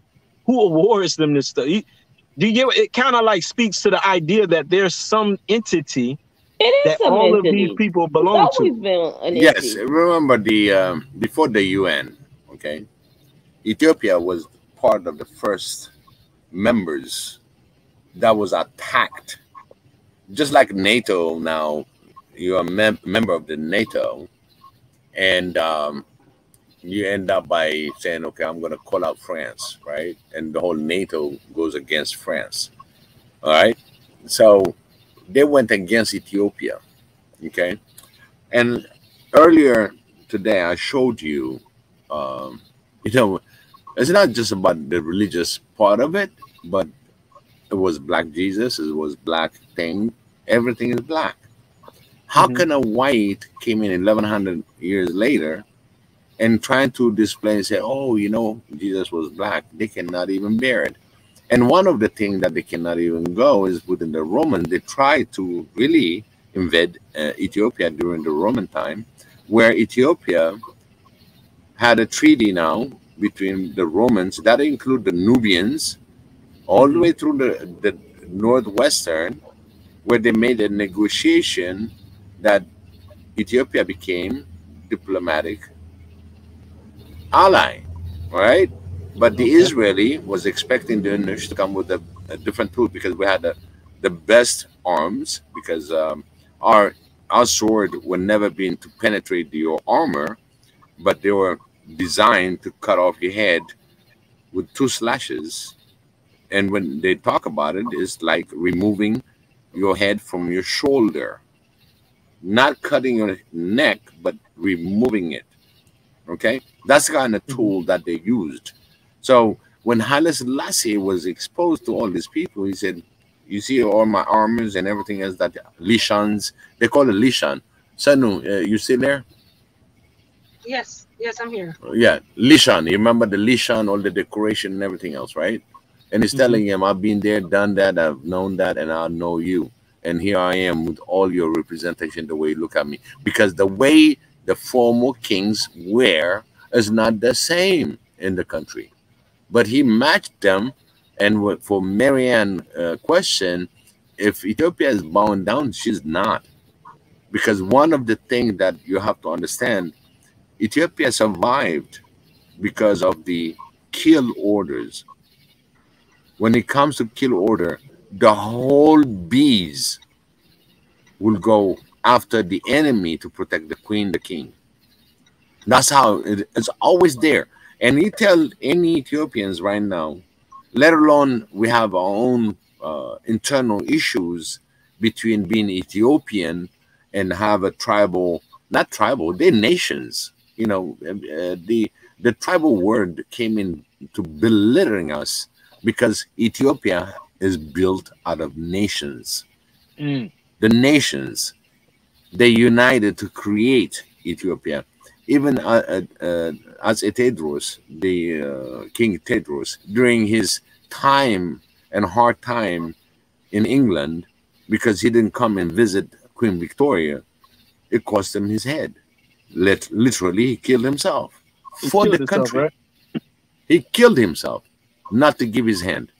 And he told her he cannot visit her because he's the king that took it out from the Jew kingdom. Okay, it was all descendant of King Solomon and Makeda that was in reign, but at the same time he did a coup. And when he did the coup, he had Menelik on the side. And he told her, I cannot even have time. By the time I go through the English Channel, visit you, I may not have a country. It was not disrespect because he was entertaining all the queen and princesses in Europe. She got jealous of it. And that's when she ordered 10,000 men to go get him dead or alive, just the way she did it in different African countries. But at the same time, he showed himself to Ethiopia, and the first king that shot himself not to surrender. And by the time that 10,000 went back, they were so tiny. But unfortunately, they took his kid, Alamayo, to England. And he was very respected, but he died out of home sickness. He missed his home. He died. No other thing, but in England. And they had the body of King Tedros. That's the audacity, how far they went. But at the same time, Ethiopia regrouped by killing every white they can get. Even missionaries were affected because that was the order. Our king killed himself not to bow down for the white. So I didn't know Tedros, he was actually a king. He was the king. King Tedros was a king. Yeah, it was. And everybody knows Yannis, that. Right? What's that? Sorry, I didn't hear. No, I said when you talk, it's someone a person named, I think it's Johan or Yannis or something like that. Johannes is later on. Johannes is later on. It was a kingdom. It was in Tigray. Actually, it was a Tigray empire. Okay, and if you want to be a king in any region, because Ethiopia, that's why I said a lot of people think Ethiopia was tribal.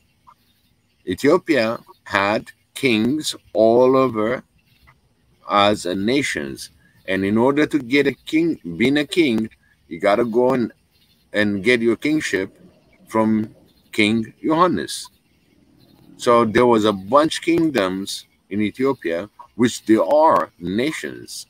So people confuse them for tribal and everything. We call them Neged, you know, they call Neged, which is the nation. Okay, and they're not tribal. Even now, we're not tribal. It's It's a nation that was put together, and with the hard work of King Tedros, and put it together. And Johannes was in the throne to really determine who's going to be king of, let's say, of Showa, or it can be anybody from Ilababu in different nations. And then you get the crown from him. When King Menelik came, that's when everything changed, because King Menelik unified everybody and told them, I'm the king, you're the governors. He became the emperor, right? Yeah, he became 100% emperor over the whole territory. And he turned all the kingship to become like a governors. We call them Agadageshi. Okay? And that's when Ethiopia changed from King Menelik to now. And still, when the Mullahs came in, he started dividing it through race line. Okay? And why did he do that? Like what was behind that? He wanted to divide and conquer, even though it was against Eritrea wish. No, but why? What was he getting? What was he getting to do that? Like what benefit was he getting? Who was helping him to do that? Not sure. It wasn't his idea. He was getting aid. Sure. He was getting aid. Don't forget that, right? He was getting financial benefit from the U.S. to do that. Listen. The first thing is first. Okay. When Mullahs came in power, who put him in power? Let me just take a minute to shout out Modetezi is in the building. Oh, he's in. Hi, Modetezi. Hey, Pastor, welcome. Yes, welcome, I don't know if you'll be able to join us today, but he's somewhere around, maybe taking a walk. Who knows? No, he's at Moyale. He's at the Moyale border. Oh, he's okay. At Moyale border. Okay. You know, this is late night. I'm actually early morning walk. Taking that walk. This is how much we know each other. You know, wow. I just want to make a brief stop, and I want to appreciate every single of you that are in the panel, on the comment section, my family. You know that. I know who you are, all of you, as much as I know through our communication throughout this year, how much we striving and to put something big. I always said, dream big. Let's make it happen.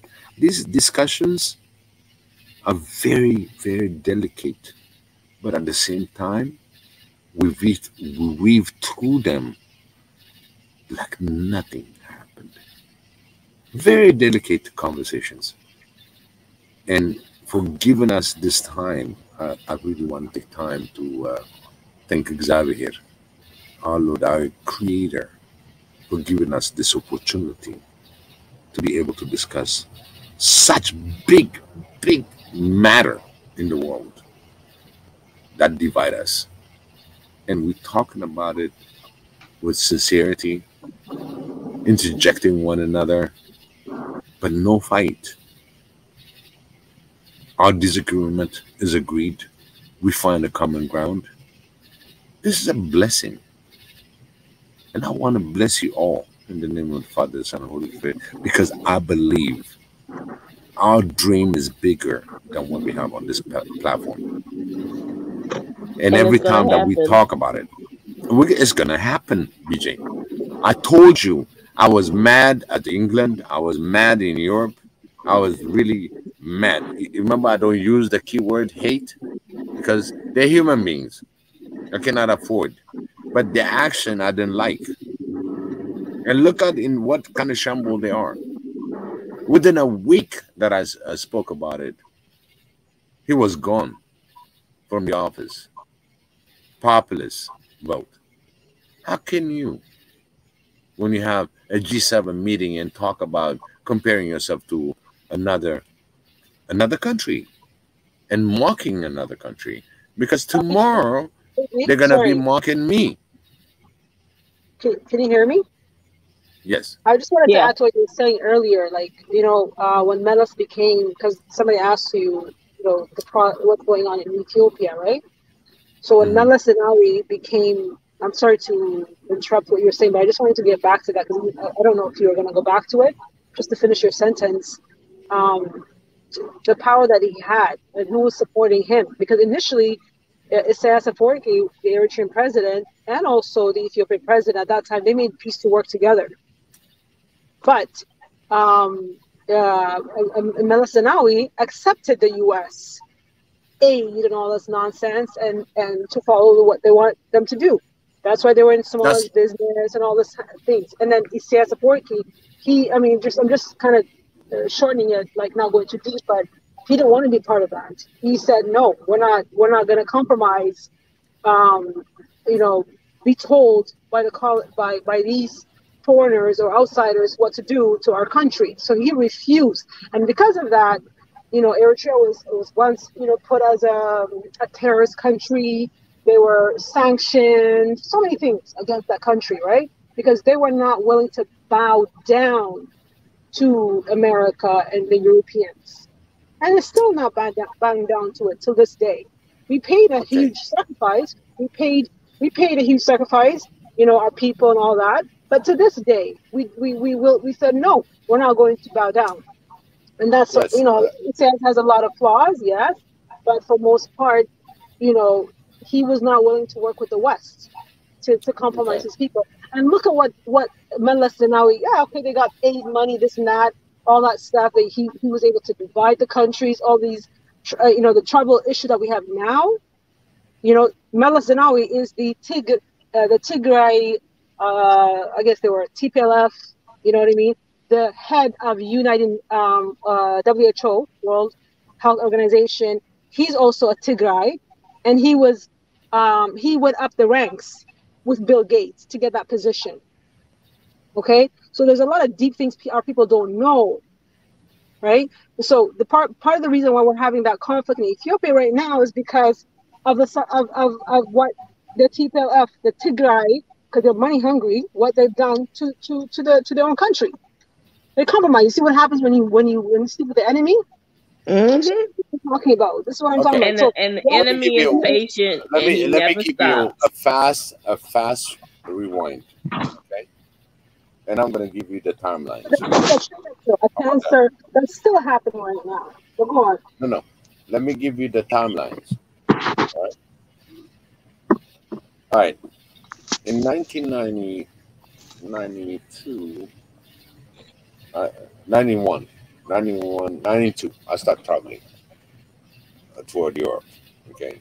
I was on an assignment, and we're talking about Ireland trying to take independence. So between Ireland and Eritrean, we were saying we're going to get our independence before you guys and all that. There was a lot of discussion. I remember that very vividly. And a lot, it's like unfortunately, it was like a football game, but who's going to be the one that's going to take the trophy?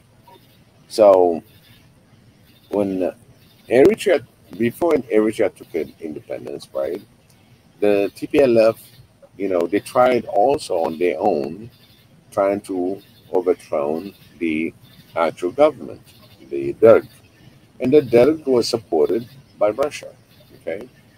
And as they were fighting, every time they go and fight, they kind of lose. So they're looking at Eritrean that they don't have anything out of the blue. They got a tank now because they knew how to use the guerrilla fighter skills, and they went on and capture heavier artillery, and they became very effective on getting certain lands free from the Ethiopian region, which is the Derg region. So now they joined when they had the discussion. Before all that, Eritrea had a problem with the ELF, which was the first Eritrean Liberation Front that went out against Haile Selassie to fight the Ethiopian, the first declaration of war from an Eritrean. Okay, so now between Tigray, TPLF, and EPLF in the formation, they destroyed ELF. When they destroyed the ELF, they became together. Now we have EPLF, and some of the ELF joined EPLF. So, in the history, the way all this thing came together, TPLF cannot win by itself because the heavy artillery and everything else there is behind it, and the the the art of war was within Eritrean hand. So they trained them, they teach them, they follow with them, and other also fighters joined in to overthrow the Derg at the time. It was in 1992. When you say Derg, So for everybody to know what Derg means is that Derg current. was So was That Mengistu good for the country? Mengistu. That was Mengistu, right? That was president. He was that Mengistu, was right? Mengistu. Yes. Haile Mengistu. And he was not for the people, right? He was killing even children and whatnot. What's the truth He behind was that? not a good What's the truth person. behind Men- Mengistu? okay, Mengistu. Mengistu. Okay, Mengistu didn't care which creed, which religion, which part you are. He sees you all are Ethiopian. The only difference about Mengistu, the way he was Iron Fist, is like if you are intelligent more than him, he will kill you. Oh, If you're educated and if you're gonna say, "Oh, let's have a democracy," it's not gonna work. It's a military. There's a colonel that have no mercy anybody that oppose his mission. His mission was to unify the country. He thought that he's going to unify while he's fighting, especially a well-known Eritrea. Her chapter never closed in the UN. is Eritrea it is true he supposed to got be ostracized for his African features? what's that? Is it true he got ostracized or kind of picked on for having more Afro, Negroid or Uh, Bantu or have you say feature? let's put it this way: there was all kind of naming to him. When you dislike a person, because look at it from the aspect of what he did. 39,000 students got killed, and you know the way they got killed and got displayed in order Said the to red, terrorize what they you. call it, the red something, right? Yes, it was the Red red terror, terror. Red red terror. master. So that means he would shoot somebody and he would lay that body in front of everybody's doors. When you wake up in the morning, you start walking out, you see this dead person in front of Crazy. you. Yeah. This is not, he's not human, put it that way. Okay? What was his That's one thing. objective? His objective is to fear him. He will command you. He's going to be working with you like he's the only one. He doesn't No, I even mean his ask for politics though. What was his politics? it was a socialist communist. It was Russia to begin with. But he had never, what do you call that? He never had the session to be uh, on the west side, put it that way. He He wasn't, overthrew your he had man. the intel. Yeah, he had the intel through the west. The west thought, they're going to embrace him, bring him in, and he's going to overthrow the Haile Selassie because they wanted that port. They want Assad. They want that port. It's not Masawa. It's not anything. They want Assad. And they thought, because Haile Selassie, I'm not going to give up that port for nobody. So they had to really overthrow him and brought in Mengistu. I remember I just went to Kansas for a mission. It was a sprint mission. And I found his name on this particular uh, fort. And he was there and he was trained. Okay. But when he got to Ethiopia, once he found out the weak link of the emperor, which the emperor is supposed to be abdicating and giving it to his next president. It was like 82 years old, so it was senile. Now we're not that far from what we're looking at Biden. They don't think right. You understand? So he found a hole, and he took advantage of that. He put so many leaders in front of him, so he won't be blamed about. You know, he had Teferi Bante, he has Natanafu, he has other leaders as prime, but at the same time, he ended up Amanando. That's another one to make peace with the Eritrean people. So he started killing everybody. So he killed them all. At the end, he became the real emperor. Really, you know, the But he terrorist. wasn't trying to overthrow Imperial. I don't know. I always got the idea that he was against Imperial. You know. Yeah, of course. Power. You know, that's what he. But at the same time, he became the imperial, even though he doesn't have the crown. So he became the Iron Fist for what, 25 years or so. But he wanted to like produce a lot of food and stuff like that for the country. That ain't no. No, I mean, let's put it this way: he did some good stuff. Okay, just like any leader, whatever that they see fit, that's going to be like educating, fighting illiteracy. So people before they graduate on the 10th grade, you got to go in different in different region of the country and educate people, you know, how to read and write. Okay, well, guys, I just want to Unfortunately, wish you all a good night. You guys take care. I gotta get up early tomorrow, so okay, you too. Continue the discussion. Good night. Thank you so much. Thanks for joining us. Always a pleasure. Good night, Yes, DJ. always. Thank you for having me. Thanks. Take care. So behind all this line, right? When he came to Meles, okay, Eritrea and Meles, Representative Isasa Fogid, they fought together, but the heavy artillery and military was Eritrea. The minute that he got there, in 1976, he had a big idea to have an independent Tigray. So his independent Tigray is a bigger Tigray than what they are now. That will include Assad. Okay. So when Isaias told them, "Do not divide the people in a different race level," I'm talking about race. It's not nation. Okay, these nations, they all have different tribes and different nations living among themselves.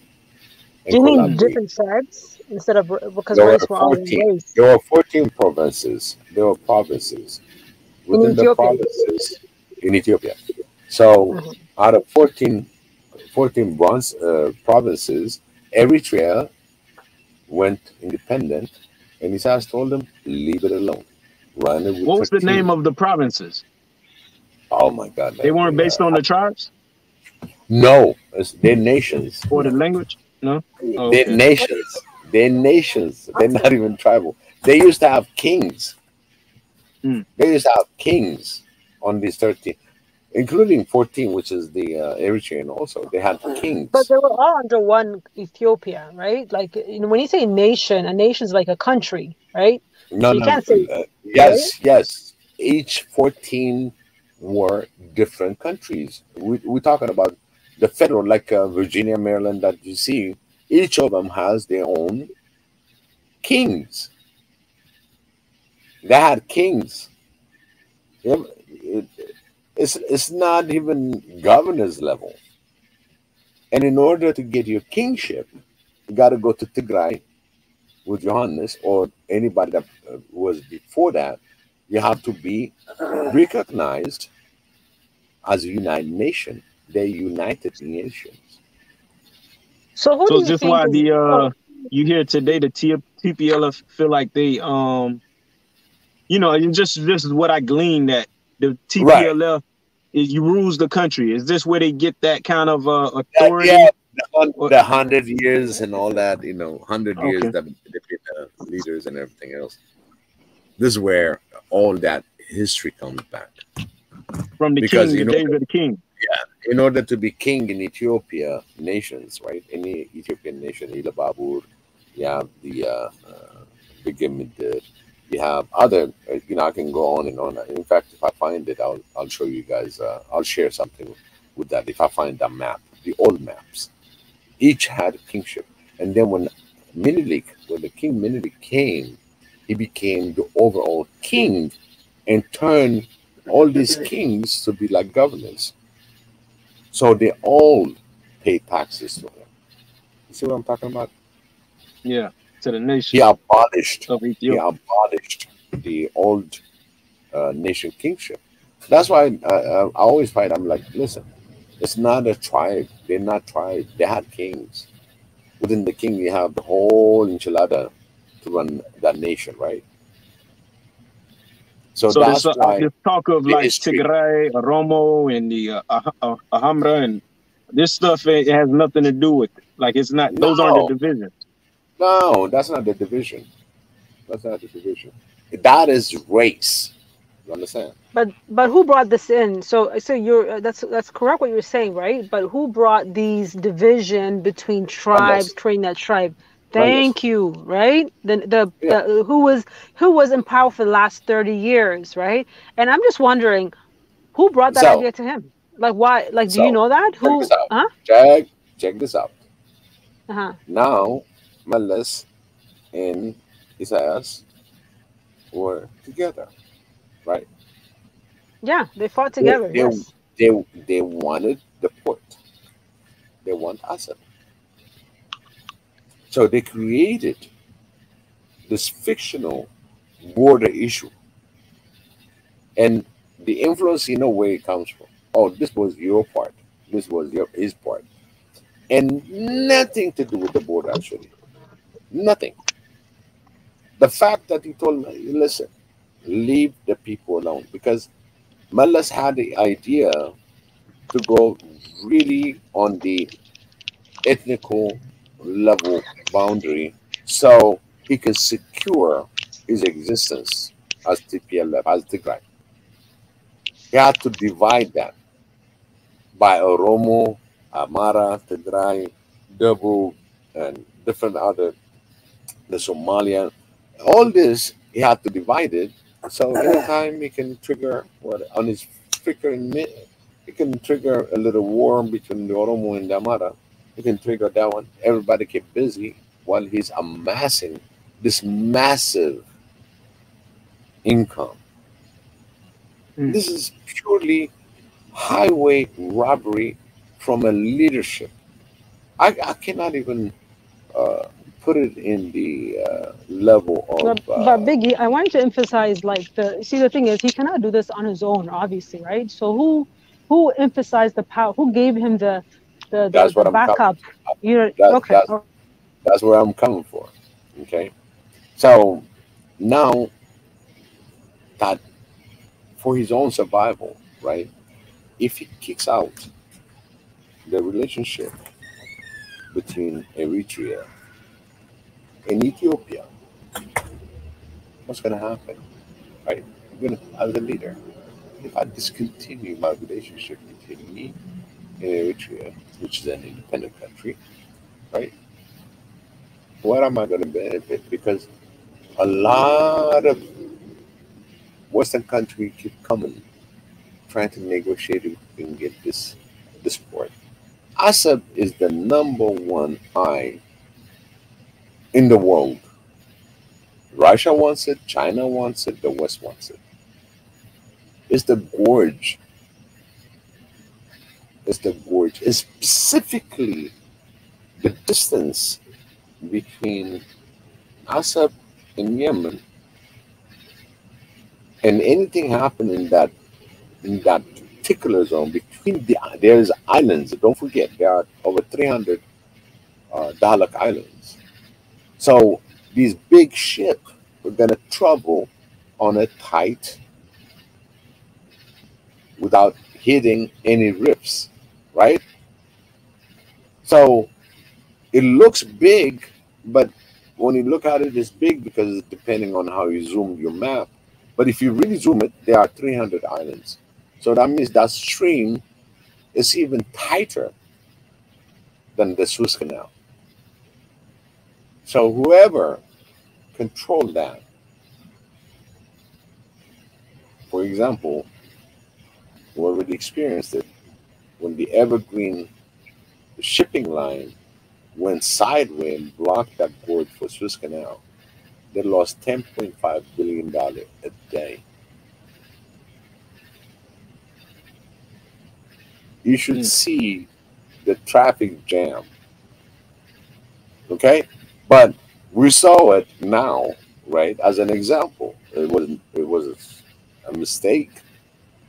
And within the mistake, that was the fear and the control of literally they want to secure that stray of the Red Sea so all merchandise can go peacefully.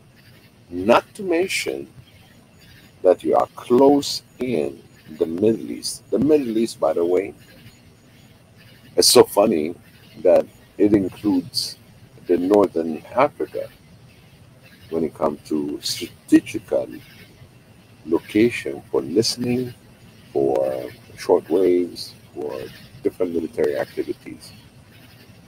There's a lot of other things.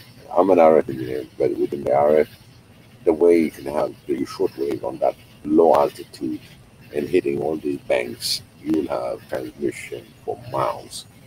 So that was a very strategical place for military installation.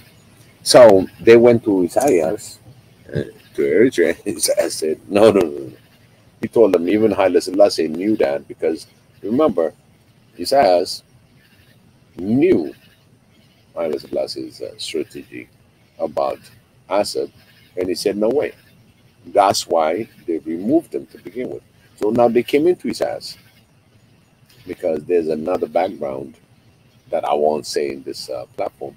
But at the same time, he knew where they were coming from. He said no. So when he said no, they just went back to Mendes. They said, we'll fund you all that. We want you to take over the whole Eritrea, whatever, coup, whatever. It's not a coup, but it's an obvious war between two countries. If it was within country, they wouldn't call it for coup or anything else, but they want to really hit hard. And in fact, their push was to take over Assad and close down and dug in and fortify it, and no Eritrean can go there. But it failed. That's the history. Because that fund that you're asking, Senu, is because of Assad. And he was funded. I gave you the history, the timeline, where things didn't work out for their benefit. Because when Bill Clinton said we have the two lions, bright lions in Africa, and we had Rwanda situation. I don't know if you remember. Rwanda situation came in, and Eritrean soldiers and as well TPLF soldiers went to Rwanda and calmed down Rwanda situation while every nation fell. And that's when Clinton said, oh my God. So he praised them so high where he wants to really interject when it comes to Assad. That's where the history is. So the funding really either he accept or Mullis won't have no position. But he tried to fight it. At the same time, he declared the federal government by ethnical groups. So that's where he fell. And Mullis should have listened to Isaias because Isaias told him, do not divide the country. Leave it alone. Keep it as 13 provinces. And everybody was respectful. Now that you have as your ethnic group grows and they go all over the country and they become so populous like the Oromo, they just like a whole band in the middle of Ethiopia. So they declare to be Oromo and have their own state. And now you got these little wars that goes on.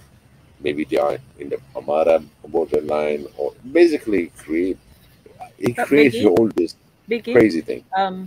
sorry to interrupt, but so I know that as a people we should be unified, we should work together and so on. But at what point do we also say that if people cannot get along, we just let them go? You know, it's like if you apply it to the domestic sphere, you know, there are times when, yeah, we should have strong marriages and families and so on. But there's also that point where people, you know, look at each other and say, well, we gave it a good try, but we cannot live in the same house, and they call that divorce. So at what point do we as Africans, you know, not a permanent divorce, or, you know, we but at what point do we separate each other, and at what point, because unity cannot be forced. If you force people to be in the same place, all they'll do is just, you know, go at each other or argue and fight and all that. So is there a time where we should just say, okay, we can't come to an agreement, maybe the best thing is to separate? That's what Yes, the I West mean, wants you to do. But that's what the yeah, West. That's what the West wants you to do, to divide. no, I don't think that's a solution. I don't think that's a it's solution. not. It's not. Listen, um, you are within the nation, and now one of the example things that I'm given this, because this is reality. A 3,000 years independent country, right? After all this kingship, all this empire, all these things that passed through, okay, we are on the level right now, bickering and killing each other within a country that was pretty much not sound, but it was for uh, if you kill somebody, you, you're questioned. Right now, when you kill somebody, nobody even care for it. Maybe sometimes down the road we're gonna find out, but by the time that you catch them, they're too old. You know, what are you gonna do with it? But again, there was Article 39 that was interjected into this country that was 3,000 years old to redivide again, that you have your right to divide yourself and exit out. Basically, like the United States Constitution, if you really have a valid situation, you can call those articles and declare independence. You understand? That's why you got the State of Union in America. This State of Union is a check. You know, we just think it is like another show, but really it's a serious uh, meeting. The State of Union is like, are we together or not? That's the question. If they say You nay, think But you Biggie, think the lack of development has something to do with, like, the yeah, underdevelopment of like certain regions had a lot to do with why people wanted to split off? Because right now, if you look at it, it seems like either people are in Addis Ababa or where Addis else? Ababa, think about it like being DC as a district. Put it that way. Yeah, but where else but do people Because go for jobs, education, and all? the Like, capital is city, there any Addis other? Ababa, the the capital city capitals, mostly. Yeah. yeah, the So capital city. But so it's the it's thing is, you got what? It's what? How many? 90 million? 190? 100 million million 100, people? plus, 100 million plus. But 100, the thing is, yeah, 100 million 110. what? plus Ethiopians, right? Yeah, So but I how just want how to does add one before. city serve so many people? How can, The and thing maybe is, No, that's no, no. okay, that's a good They, question. But what you're saying is what I mean, Biggie. I think I don't know if you finished or you were going to add to this, but what we're discounting is the last 30 plus years of division between the different tribes that was created by the TPLF. The head of which was the head of that was Malik Zenawi. So absolutely, yeah, so 100%. you have to understand the fury, the hate caused, and then they didn't bring the people together, and you have to understand that they had a very strong support from the U.S. They were funding them, they were giving them a lot of money, right? Even now they claim that even this past 2 years, the TPLF claimed that the Eritreans went and raped the women of Tigray, which never happened. They did it themselves to create let me ask this chaos. question. Is the They created Tigray region chaos. Is the Tigray region as developed as Addis, or do they have a comparable city? No. At least I wish it was. I wish it was. No, it's not. But why not though? If they were in power for so long. That exactly. So because these guys were they were just empowered to implement power and money and richness for their own close like family and friends. You know, this is what and personal gain, and this is what happens across, so they weren't developing the continent. Then. No, that's right. And that's why you see. It's just like when any other country in West Africa, like you see, in other places in Africa. Why did they take out? As much as we want to believe that Magufuli, died natural cause, I don't think that was natural cause.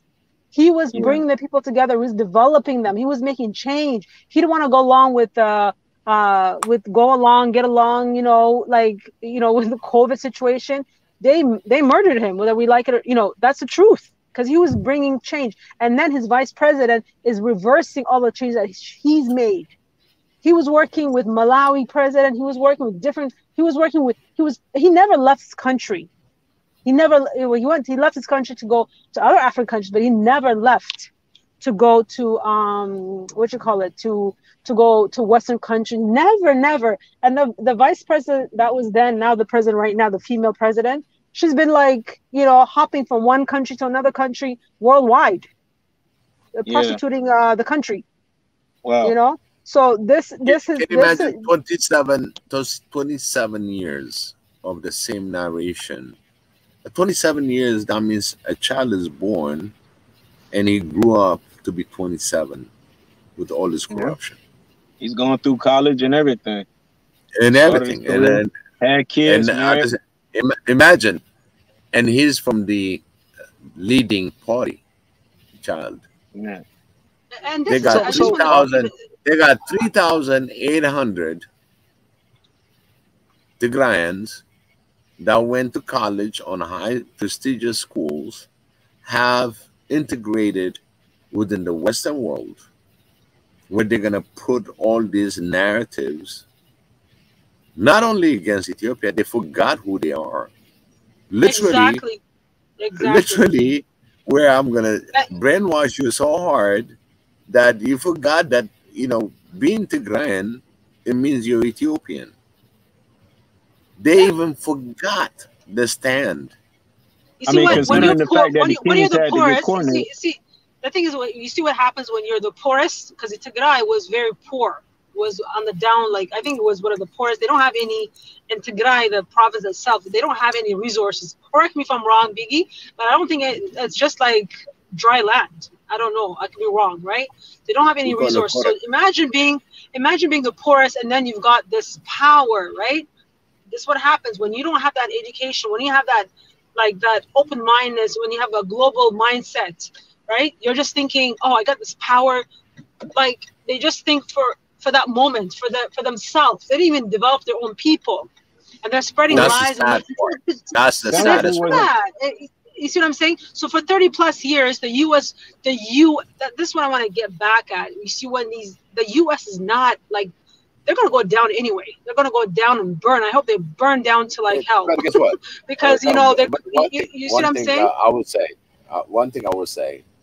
They are 5 million in 5 million plus in population, right? And that's a whole city. That's a big city in the United States. That's what I don't understand. Meaning, it's that's like Houston. You get what I'm saying? 27 years that 27 years that you've been sucking on everything that you got in the rest of Ethiopia's resource. Yeah. Okay, I got 5 million. I'll take 10% out of 5 million. Okay, highly educated, innovated, bring back, because people used to believe that Tigray has, the advanced cities. That's what I thought. That's what I thought myself. But when the officials went down in 2018, and now we got this media that's going all over the country, nothing was done. Nothing was done except and this is what And this is what the Western country wants to be. Remember, they created chaos, I think 2 years ago or a year and a half ago, about the dam, right? The dam in Ethiopia. Like the Ethiopian people, initially they had asked funding from IMF. They refused them because they don't want them to develop. But the Ethiopians were so strong, the diasporas, they came out with over $1 billion to develop that. And then a year and a half or 2 years ago, they started chaos with Egypt, and then they paid, the South Sudan president, he's another dummy. So he was paid. Why is he siding with Egypt? Like, you know what I mean? Yeah. The same Arabs that were killing your own people. They were killing your own people. And they still have dummies that have no power. Yeah, they bring these people that have no historical mindset, or they don't even know the history of their own country. They bring these people that have nothing. They have nothing. So they pay them. They give them to be like, okay, I have this wealth, I have this power, and they just listen to the white man. The power that be, instead of realizing what power they have. South Sudan is one of the richest countries in Africa too. They have very green land. They have a lot of countries, Arab countries have invested in their country to invest in agriculture. They're not even feeding their own people. Where does the famine come? It's one of the greenest places in South Sudan, right? Why? I was reading about Norway. Was it Norway? And how their economy is based off of resources, right? It's one of the richest countries in Europe, and it's based off of resources. Even China, I thought China was just manufactured. China's economy is based off of resources. So yes, I look at like all of these countries in Africa, and I see so many, the Middle East, just resources, right? Just give it raw material. But the thing is, you see, this is why we need the outside, like we need the diasporas, we need African Americans, like the real natural resources. What I'm saying to you is to wake the people up, because they don't know. When you don't know what the value of your people, and these Arab countries, China, they take care of their own. They're building. China's building places in Angola, other places, like empty apartments for their people. You see, in Ethiopia, they built a whole bunch of apartments, right? So in different places. What I'm saying is they're taking care of their own people. Why is that the black nation, the black people, they don't take care of their own? Why?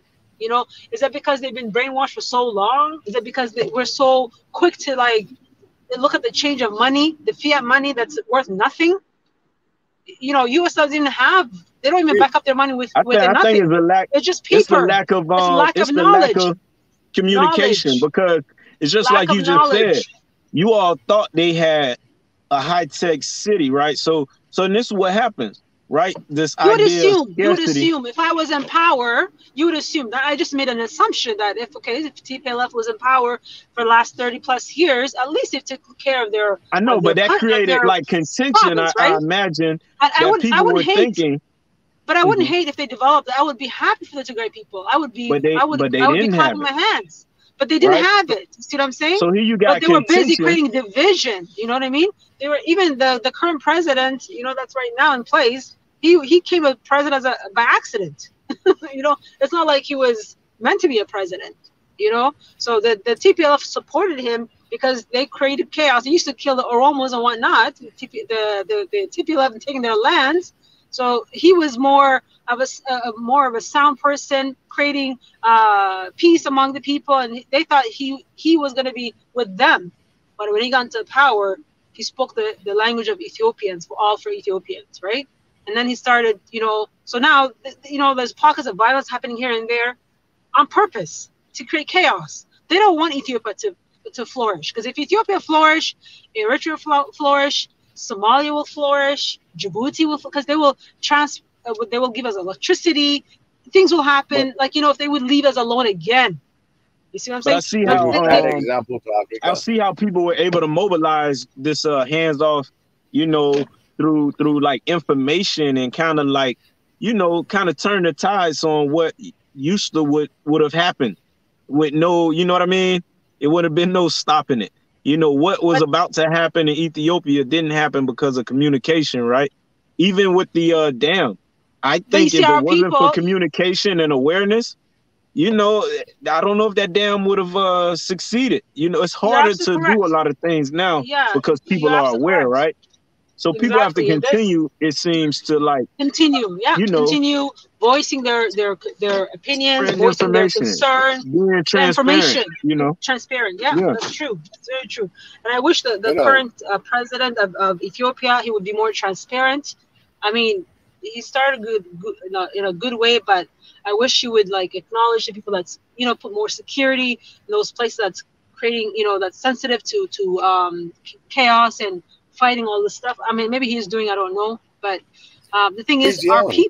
our people Remember on the now, ground, and I like that. Sanu, Yeah, Sanu. I He's very understand. young. But that's He's very young, and he's been actually he's never been the favorite to be in position to begin with. That was not the favorite person that they wanted to put, and where the Tigray war started because of him being in place. So that means I can blame him and say, "Oh, you know, you started it." You understand? yeah, That's what it but that's looks lack like, of knowledge. But but I don't. That's not. It's not If true. you look deep down, that's what I'm saying. Because you have to understand the mainstream media. You know, even like a year, like what, like was it last year? Everywhere, social media, like they were being supported. The TPLF, the Tigray people were being supported to say, oh, the Eritreans, they're raping the women in Tigray, they're killing this, the Amhara people are killing them. That it was not true. You You see, know the what? thing is, Yeah. you have to understand No, who was what I'm supporting saying, these social media. What I'm just Sanu, saying to you is just to give the you, power that be, the power that be, right? yes, you know, So what I'm 3,800 educated lobbyists are all over the West. How many Ethiopia has? Ethiopia, she thought all these lobbyists are Ethiopians, right? They're supposed to be Ethiopians' resource. They flipped and put Ethiopia in his own chaos. But unfortunately, what they don't realize, okay, that's when we had early conversation that everybody is a son and daughter of a mother, okay? And we all are the son and daughters of a mother. And that disrespect right there, it created so much chaos that we killing each other, okay? We're killing each other because there's no negotiation place, because even the negotiation that been in place earlier between Isaias, Abiy, and other international leaders saying, hey, listen, you know, let's talk about this. Because they took advantage of that election time when it got postponed for COVID. Now they found the right time to really rebel because Assad is not in his possession. Assad is not in, because they promised Assad. That's why we who had promised so much. The Meles team, the TPLF, to they who promised promised to who to the West. that they They would take it promised them, back. and they ate the money. Yeah, They ate but the the thing money. is, Now, the thing is, the thing even is, if they try, why you no, know, no, and I Sanu, know Sanu, hold on one that second. even if they Sanu, try, no, I just Sanu, want to tell you, Sanu, even if they try to Sanu, fight Isaias, it's Sanu, not going to happen. Isaias Sanu. just What trained I'm trying to say, what I'm trying Somali to say, soldiers. They can't, Sanu, they can't Sanu. even if they try. You But know? Yes. what Okay. happened was they were eating money, they were getting paid to secure Assad one way or the other. They during after the war, they used to bombard certain area that was stronghold that they thought Eritrean stronghold, so they can make a passage toward Assad. It And failed that's what several we were in times, war for 20 years. Yeah, several yeah, times. absolutely. I And understand. But the thing Eritrea, is, but you if, see, no, Biggie, no, what let you're me saying, make I my just want point. to see. Let me make my Okay, point. Let me make my point. sorry, go ahead. With all these fights, okay, that they were doing, they were financed to the teeth. I mean, they got everything, okay. So they even have the last draw was about 500 uh, armory with the pickup trucks, arms, and everything else that was stashed brand new, okay. before the war between TPLF and Ethiopian soldiers, right? TPLF is another entity that wants to be not a country, but a chaos and havoc creator, because they promised, but suddenly Abiy came by default. They didn't even know there would be such change, because the first hour that he swore in, what he did as a temporary prime minister, he was not even elected. He shook their hand and told them, "Thank you very much for your services. Now you're retired." And that was a shocker. And they never swallowed it. The first day that he went to the stadium, they tried to kill him. Did they do that because did he do that because they were overrepresented in the government? No, it was damage. It was a very tricky election, because the person that was supposed to be elected as a puppet, he declined. Put it that way. And at the last minute, he talked to three of them. Actually, it was Abiy, Damaka, and Lama. Lama was the owner at that time. Abiy was running on it, so he's the guy that really knows how to run a group of Oromo people. I mean, the Oromia. So he knows the finance and everything else. So he was leading at one point. Then when Abiy came in the spot, Lama took over. And at the same time, the Maka that was the one that's supposed to be elected, he turned around at the last minute. He said, "No, I'm out." Just like Haile Mariam. He said, "I'm out. I'm not going to be going." So what happened was all the vote went to Abiy. When Abiy came, Abiy tells you what happened to him. They were looking at him. When he goes to his office, they used to open the office. When he goes home, they make sure he's home. They really followed him everywhere he went. The minute that it became official, and he shook their hand, and he sent them back to Tigray, because they were Tigray descendant. And he didn't mean because you're done. It just happened that you are part of that nation that was leading the country, and he said, "Thank you so much for your services. Adios." And that came in as a shock for everybody. The West, they invested so much money into getting us up. Hey, what do you think is going to take to settle, all Ethiopians into the idea of one nation? Well, I get the Tigray people has to wake up, But it seems like some of them did, right? Because when you seen all of this information, you see a lot of Tigrayans actually like viewing things a little differently than the actual TPLF themselves. Well, let's put it this way: somebody took over after 27 years. It's a shocker. They didn't even the educated Tigrayans didn't even participate in this election. And it was done by TPLF because that was the party, the ruling party. So when one prime minister got out, which is Haile Mariam, and they said we're going to vote within the party, but there was no Tigrayans that was in the party election. Biggie, can I give you an example? The Mecca was Amara. Abiy is a mix, and Lama is Oromo. They never had, because they were so sure.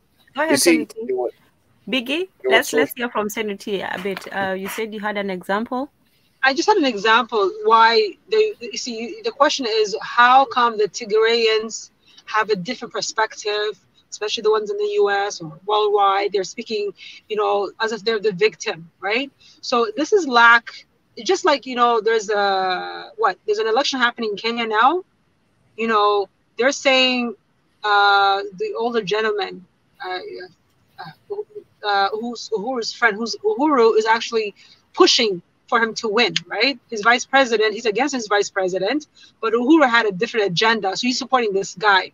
And they're saying that he's gonna look like he's going to win. That's what I'm hearing, right? But is he really in the interest for the Kenyans, or is he? And I heard that he's working also with the West. You know, he's being compromised. Same thing with Nigeria. You see what I'm saying? The people on the ground, they don't really know the true history or the true, instead of looking at like, okay, even Tigray, instead of thinking as one Ethiopia, instead of thinking, well, you know what, we just did amazing thing as building that dam as a people.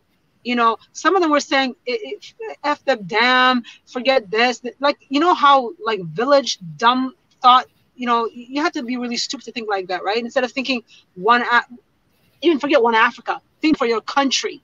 If your country is developed and it's powerful, it will trickle down to the people. Instead of supporting the people, right? What they have accomplished, they didn't do nothing for the people. They're still exactly the TPL did nothing for their own people.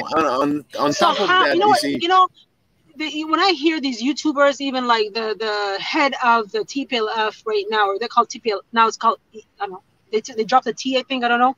So they were like saying, oh, you know, they're trying to go, they're saying, well, Aseb is like, you know, part of Eritrea now. They're like the Red Sea, that should be part of, it was originally part of Tigray. We should take that back. This is a conversation they're having on YouTube. You see what I'm saying? Russia is thinking about taking Alaska now. Okay. How like Russia that's is thinking you know, Russia, what Russia is doing, well, Russia made a bad decision by selling Alaska now. You know, they sold Alaska for nothing. They sold Alaska for nothing, right? They made a big mistake to sell it. The previous president, whatever, right? But then the thing is, like, you know, that's a different conversation. But with these people, what we lack is intellectual conversation and thinking oneness. To develop as one people. I respect your tribe. You speak Tigrinya, you speak a different dialect, whatever. I respect you, whatever you practice, whatever tribe you are, but we're one people. So we speak as one Africa across, you know, we want one Africa, of course, you know, but that conversation is so far away because deep down, each country has its own issue, all these division, and it's caused by people coming from outside, paying people. Instead of thinking, you know what, you're my brother, you're black like me, you're dark skin like me. Let's do something. Yes, we have differences, but let's work together. Let's build. Look what happened in Somalia. Farmajo, the previous president, he was empowered. He was actually doing a lot of good things for his people. He was making these changes. He secretly had trained over 5 million soldiers by president of Eritrea. Right, Sasaforki. It just got released a few days ago or last week because they graduated and so forth, right? But they got rid of Farmajo, not by the people, by the way. It was I don't know, maybe 200 plus government bodies. They voted to out him and put this puppet that's favoring favoring America and the Arabs. So he agreed to allow American army military to enter into Somalia again, and they found like one of the purest gold. Is it gold or oil? Some mineral, and then it's supposed to be an American company that's supposed to extract it, whatnot. Farmajo said no. As soon as he said that, they're like, okay, we have to do an election, and then they got rid of him, put this little puppet in power. Because he agreed to do it. You see what I'm saying? And the people did not. And these 200.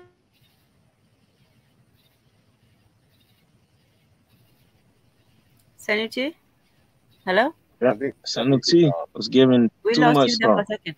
And while we're waiting for Sanity to come back, let me just yeah, she'll be back. Today we've been having technical difficulties and overcoming them.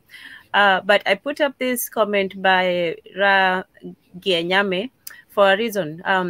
One of the questions that we had asked was, is being Black or African enough to respect someone? And I think we have gotten a succinct answer from Ra that it's easy to have love for dysfunctional people, but it's hard to have respect for them because respect is built on trust and consistency. And I think that gives a very good answer to our question that being Black and African is it's not enough to just respect someone because that's who they are.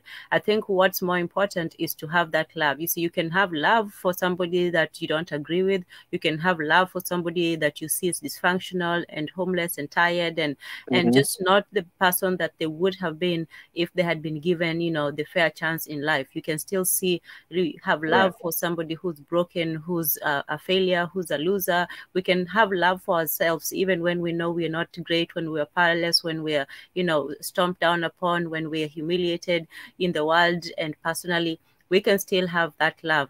Respect, now that is a different thing. That's important too. Yeah. I'm sorry.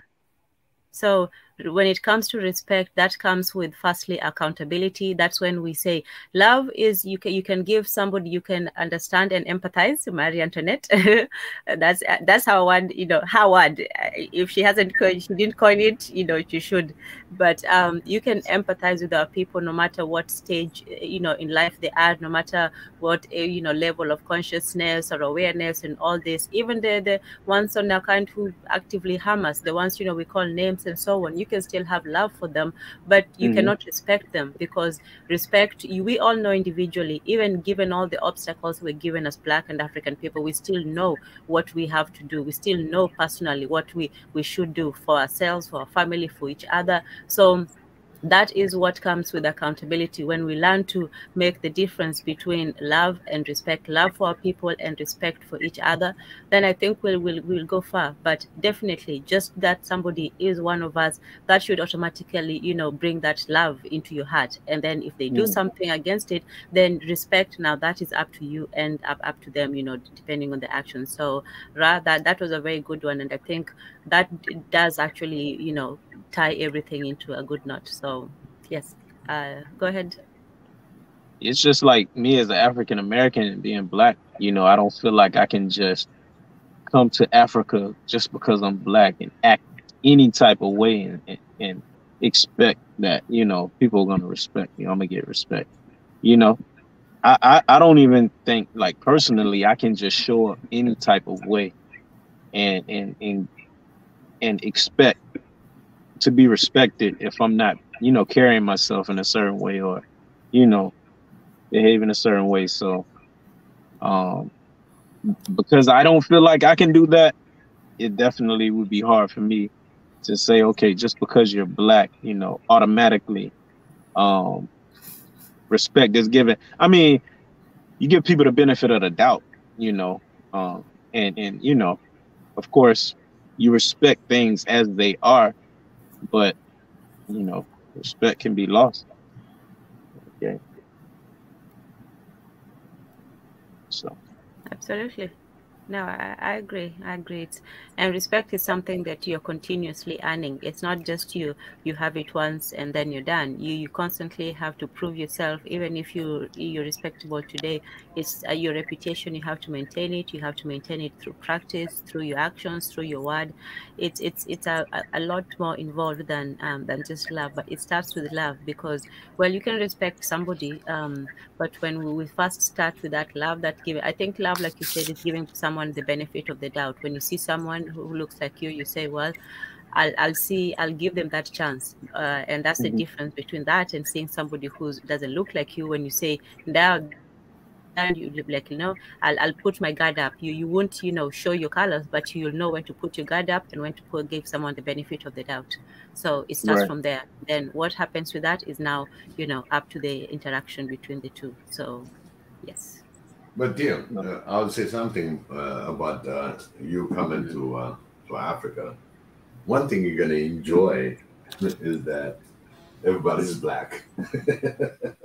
You know what, man, you know, I yearn for the day that I'm in a place where, you know, I'm not a minority. You know, I want that experience. I want to know how that feels to be in a country and not be a minority. And believe me, the minute you get in, right, and you land in any part of Africa, right, and it's all Black, okay, left and right. One of the funny story was by Eddie Murphy. One thing he said, one thing you should be proud that when you land in Africa, Everything is black. It's all they all like me. That's what I said. They all like me. Man. You'll see the white man looking for another white if he finds one. Yeah. But you'll be home. You see? You'll be home. I don't know the feeling, brother. I do not know the feeling. And I've traveled to many countries, but I have yet to go to a country where I'm not a minority. That's what I'm talking about. You see, every time that you land somewhere, I ended up in Nebraska, and everything was white. In fact, Nebraska. Yes, and everything is white, and they're not even with accents. They're not Southern, they're not Northern New York, nothing. It's just a plain English. But again, I met the natives. You see? Oh, okay, yeah. Yes, and man, to the day, I always talk about it's the best place that I ever visited. They have no color issue. It's going to be interesting to see what happens with this new I've never been out there. Yeah, they built me a TT. Yeah, I think there's a bit of a background noise from somebody's mic. Okay, they built the TP. Yeah, go ahead. Yeah, they built a TP for me, and I had the whole reservation experience. Oh wow, that was amazing. And I'm black, but they're Indian too. I mean, they're pretty nice. They're not white, and the way they welcomed me, they understood. In fact, they respected me who I am. When I told them I'm from Ethiopia, they I was the highest level. And every time when you go to the visit and you meet the chief, you got to trade things, They make sure they said to make sure you don't have the most expensive watch in your head. Just like, and then the chief was making fun of that. He said, "Oh my God, you got a Timex, and I don't have a Timex, but he made fun of me, you know what I mean?" And I'm like, "No, this is my watch." He the man. Yeah, he's the man, and oh my God, I had the most beautiful experience. Again, like I said, these are natives, within America. It's amazing. I need to be a tourist here in America, actually. I've been to some. I recommend you to go to states. You got to go to. If I recommend anybody to have that experience, it's going to be Grand Island. Where? Grand Island, Nebraska. No, okay. It's so funny they call it Grand Island because Lake McConaughey is so large, it makes the city like an island. Just a contrast. Wow. So they call it Grand Island. It's the most beautiful experience I had. I lived close to 9 months. And the most beautiful experience that I had. When you talk about being different in a place where they welcomed me and they made me, they protected me, they were there with me, I've been in their homes. It's just an incredible experience. Wow. So for you, if you go to Africa, the first thing that you're going to see, you'll be exposed to a lot of things immediately. But one thing that you'll be so happy, you are the same color. You see what I mean? I definitely want that experience. I want to know what that feels like. Yeah, it's I want to know what it feels like. Then and in fact, whenever you land in Africa, correct me if I'm wrong, any of you that went in Africa, in fact Tanzania. What's that? Tanzania was in Kenya. So the minute that you start landing, and for me, when I landed in Ethiopia, it's like some big weight is lifted off from me. I'll be zoning in a different time zone, my thinking, and by the time I visit everything else, when I come back, I'm just so rejuvenated. I completely changed my lifestyle, my way of doing things, and it kind of reminded me how things were supposed to be. So I get grounded. You get grounded, literally. Man. And that would be an experience for any African Americans to visit. Just and we have everything in Africa. We have everything. You want the luxury? We have the luxury. You want something that is not found somewhere else in the world? You'll find it in Africa. Rare cars that you never see again, that you thought, you'll find them there. The practice of businesses, you'll see it there. It's just a matter to have that willing saying, I'll do it. Because really, in my diaspora talk, I do on the Saturday, it's the interlacing of the diaspora African Americans and Africans that are there interlace with the continent. That's your continent, no matter what. Any blacks that are out there, that's their continent. And they're supposed to protect it and work for it and do the best they can for it. Yes, sir. Hopefully sometime soon. Yeah, do that. Do that. I'm aiming for it for sure. Yes, you are most welcome. Most welcome. Thank you. Thank you. Santi Sana. And I'm a sucker now, Lord. That's right. That's right. That's right. And let me also just say something about us Africans, on our part as being accountable. I think that, like Senuti and someone was saying, that we want to, validate by the Western and then the Europeans and so on and so forth. And yet, you even see on the forums how resistant we are to somebody else who looks like us, even coming into our country, whether it's within our own countries in America, in Africa, or other countries where there are Black people in America and other places. We will look at each other with such suspicions. That's why, Ra's comment was very important with that whole love. It may seem like a very, a very happy, symbolic thing. But when you talk about love, we don't even have that for ourselves. We actually look at each other. We look at people who look at us with suspicion, and we look at people who don't look anything like us with embracing. It doesn't make any sense. So even when someone was talking about the segue from the African to American, why haven't we had, it's only Ghana who has tried, and even that, who knows, but why haven't we as Africans actually gone to attract the capital that is coming from both Europe and Black America? Why haven't we? We know that that's where the money is. We know that, if they came, that they would. Why haven't we taken advantage of that cultural vacuum so that we can provide that? When we, when Europeans come, we put up those, Maasai dancers, and we suddenly now we're proud of our traditions. Why can't we do the same for people who actually lost theirs and are coming to seek ours? We are also very limited in the ways that we think that we only look to our neighbors for either resources or for land or for support or for this, when we know that there's a world out here that we can actually trade with. The Caribbean can trade with Africa, the Caribbeans can trade with Black Americans and so on, and they're actually countries. And that's the beauty of Africa and the global African family.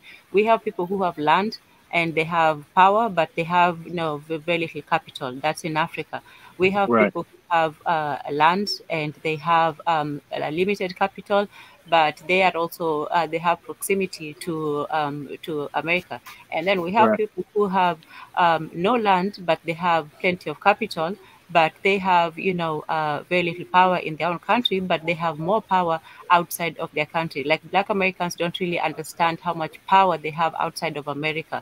You might be not as powerful here, but that American passport goes far in many places. So we both have something that we can leverage for each other. We're not looking at each other with empty hands and charity and all this, and other with suspicion either, because we both want something that we need. We have actually self-interest between the two of us, the three of us. I'm sorry, I forget the Caribbean sometimes, but we have self-interest between the three of us, that if we all just got together, not on some wonderful unity, happiness, but on some serious, let's make this money, sort of thing. Yeah. Yeah. Hey, Tanzan. That's true. Tanzan, let me give you something that's going to be on the next level. Okay. all black to have an African passport. You say what? Say it again. All black to have African passport. You say should have, right? Should have automatically when they leave. Not just within the and AU outside was of talking Africa. about that at one time. I think exactly. I remember this was years ago. I remember hearing about it back in 2000 and I want to say like 7 maybe. Recently they were thinking of doing.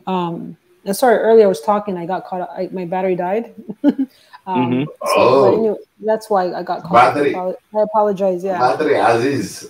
Yeah, I was getting a little heated anyway, so maybe it was But anyway, hey, y'all don't think people need to do more to support like the AU so that it becomes more functional, like in a way that's meaningful for the people? The guy that's head of AU, Faki, that's his name. He's such a disappointment, and he's just kissing the French.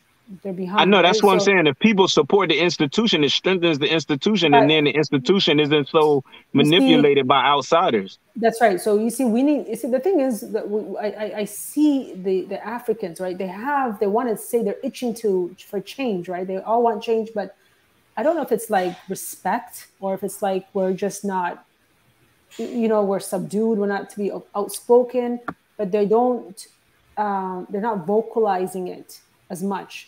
Whereas, the reason why Ghana had the year of return, it was not because of Ghanaians. It was because of the African American that moved from Africa, America. Yeah, that's not because of Ghanaians. But they were receptive. It seems, even up to the president. Of course, yeah. But you have to understand there was a lot of African Americans that moved there for many years back, and they were talking about this idea, and it took years and years and years to get that year of return, and they realized that the funding they would get, because the current president of Ghana, he's not for the people. I thought he was, but he's part of the elites. He wants to fill in with the Europes. The message that they say, build back, that word, all these European presidents, they say that. Do you notice that they say the same thing? A UK president, a European president, friggin' like some of the African presidents that are with that group, they'll say build back. What the hell does build back mean? So there's more to that. But I'm just saying to you, it's a code word that they're supposed to repeat. So he's not. When I delved back and I did a little bit of checking and reading on that, he's not really. He's just another loser puppet. He's not doing what. Well, it's Ghana. But so I will give. He'll be out. The more voice that we're going to put in. The thing is, there's a lot of things. He was doing the good talking, just like the Kenyan president. He does the master of talking. When I hear him talk, I get, I feel like, wow, this guy's a Pan-African. He's for the people, but his action does not back up his words. You see what I'm saying? So these. But at the same time, remember these politicians, especially as savvy as he is, coming the way he's coming in. Hey, tell me this. Really, I'm sorry. We have to watch those that are really playing their games. Remember, I don't know how many of you lived in Europe, right? I think the thing is the people. I looked at, I thought, Europe is going to have all this infrastructure, but the mentality, when you really talk to the people, they're not even there at all. You see, Biggie, we don't even need the European infrastructure. How do you have, No. I'm talking about that's the physical infrastructure, like internet, phone, water, everything that roads and everything. But when you really talk to on the countryside, sometimes I feel it's just he's a white dude, but I know a black dude in Africa where I came from. Literally. When it comes to thinking, the way they do things, it's just they have a system now where they are encouraged to do so, but their thinking is not what the government is thinking. Who's their thinking? Who are you talking about? Within the Europeans, when you go to the countryside, you'll be very surprised. In the U.S., in Canada, you go to the countryside. Yeah, they don't know because they don't get out of the space. They have right? no idea. Yeah. But what I'm saying is, the U.S. On the U.S. side of the countryside is different than the European side countryside. They are more toward African idea. Well, closer. Their survival. When you look at Portuguese, when you look at Brazil, well, Brazil's not part of Europe, but when you look at Portugal, sorry. When you look at Spain, even the Spanish-speaking countries, their habits and the things that they do, their mannerism, family orientation is very similar to African because remember, the Maroons, right? They were there first. The Africans were there first. They were there. They educated. They taught them how to take a shower. Yep. But a lot of people don't know these history, right? So we taught them, and then the thing the thing that you have to give to these Europeans, the West, is that even though they have their differences, they made a decision to work together, to band together, right? So the thing is, with Africa, we need to do the same thing, and I feel like we need to stop having these presidents that have money that come. Like, why is the current president right now? Why is he a president? His father was a president. He brought a lot of, I don't think he brought a lot of good things. Got a lot of good things to the country and to the panel. Right? Go too far. Let's go I'm just saying, like, money. I got a question. Biggie, Senu, let's go ahead and welcome Yonatan, and then we can continue. Hello. Sure. Hey, Yonatan. Oh, no. I'm just going to let them talk because, to be honest with you, I thought I came here with some emotional stuff. You lost completely with Sanu will attack me, and then on the other side, the other one will attack me because, oh my God, I completely disagree with both of them. So I'm just going to be quiet and let them fight each other out first. Because your emotions got deflated. Yeah, it did. But salam, everyone. I love this discussion as usual. Salam. But good to have you, Yonatan. Good to have you.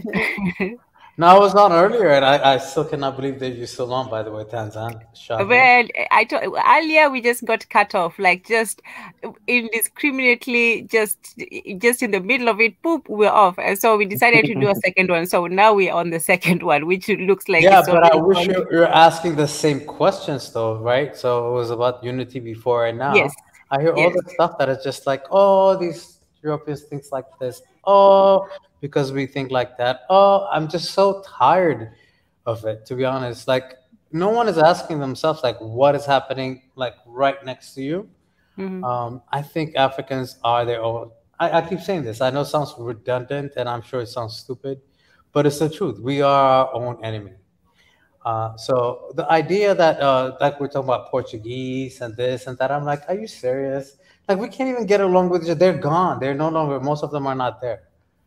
What do you mean? They're still there. Are we speaking their language? No. What do you mean? In Angola, they're there. They're running the country.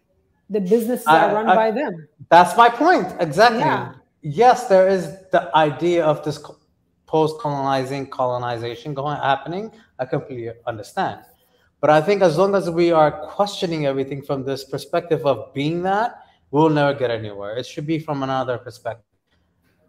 It's just my mentality. I think it's from us. What perspective are you saying? Whenever we're asking about the condition today, should never be the question of why, because they were here. It should be why we are here now, even though that we know that the fact that they should not be, and we are kind of to a certain extent not controlled by them for the most part. But you have to understand, right? Like, I understand what you're saying. We should deal with the problem right now. But you have to understand that, for example, as an example in Ethiopia, right? The problem that's stemming to this point is because of the 30 years of division that was being caused by the previous administration, let's say, right? So we have to educate the people, let the people know the history. We got to know who colonized us. And these people, like, a lot of these colonizers, they're not there anymore. physically, but they're there economically. They're controlling it. They've been building off of us, of our labor, of our resources, everything, right? The policy that they put in place, what's that word I'm looking for? Like, like each government has to have to, what's that word I'm looking for? It has to follow what's in each body of the government, right? Those rules that were put in, those were put during colonization. They haven't been changed. Why have they not been changed?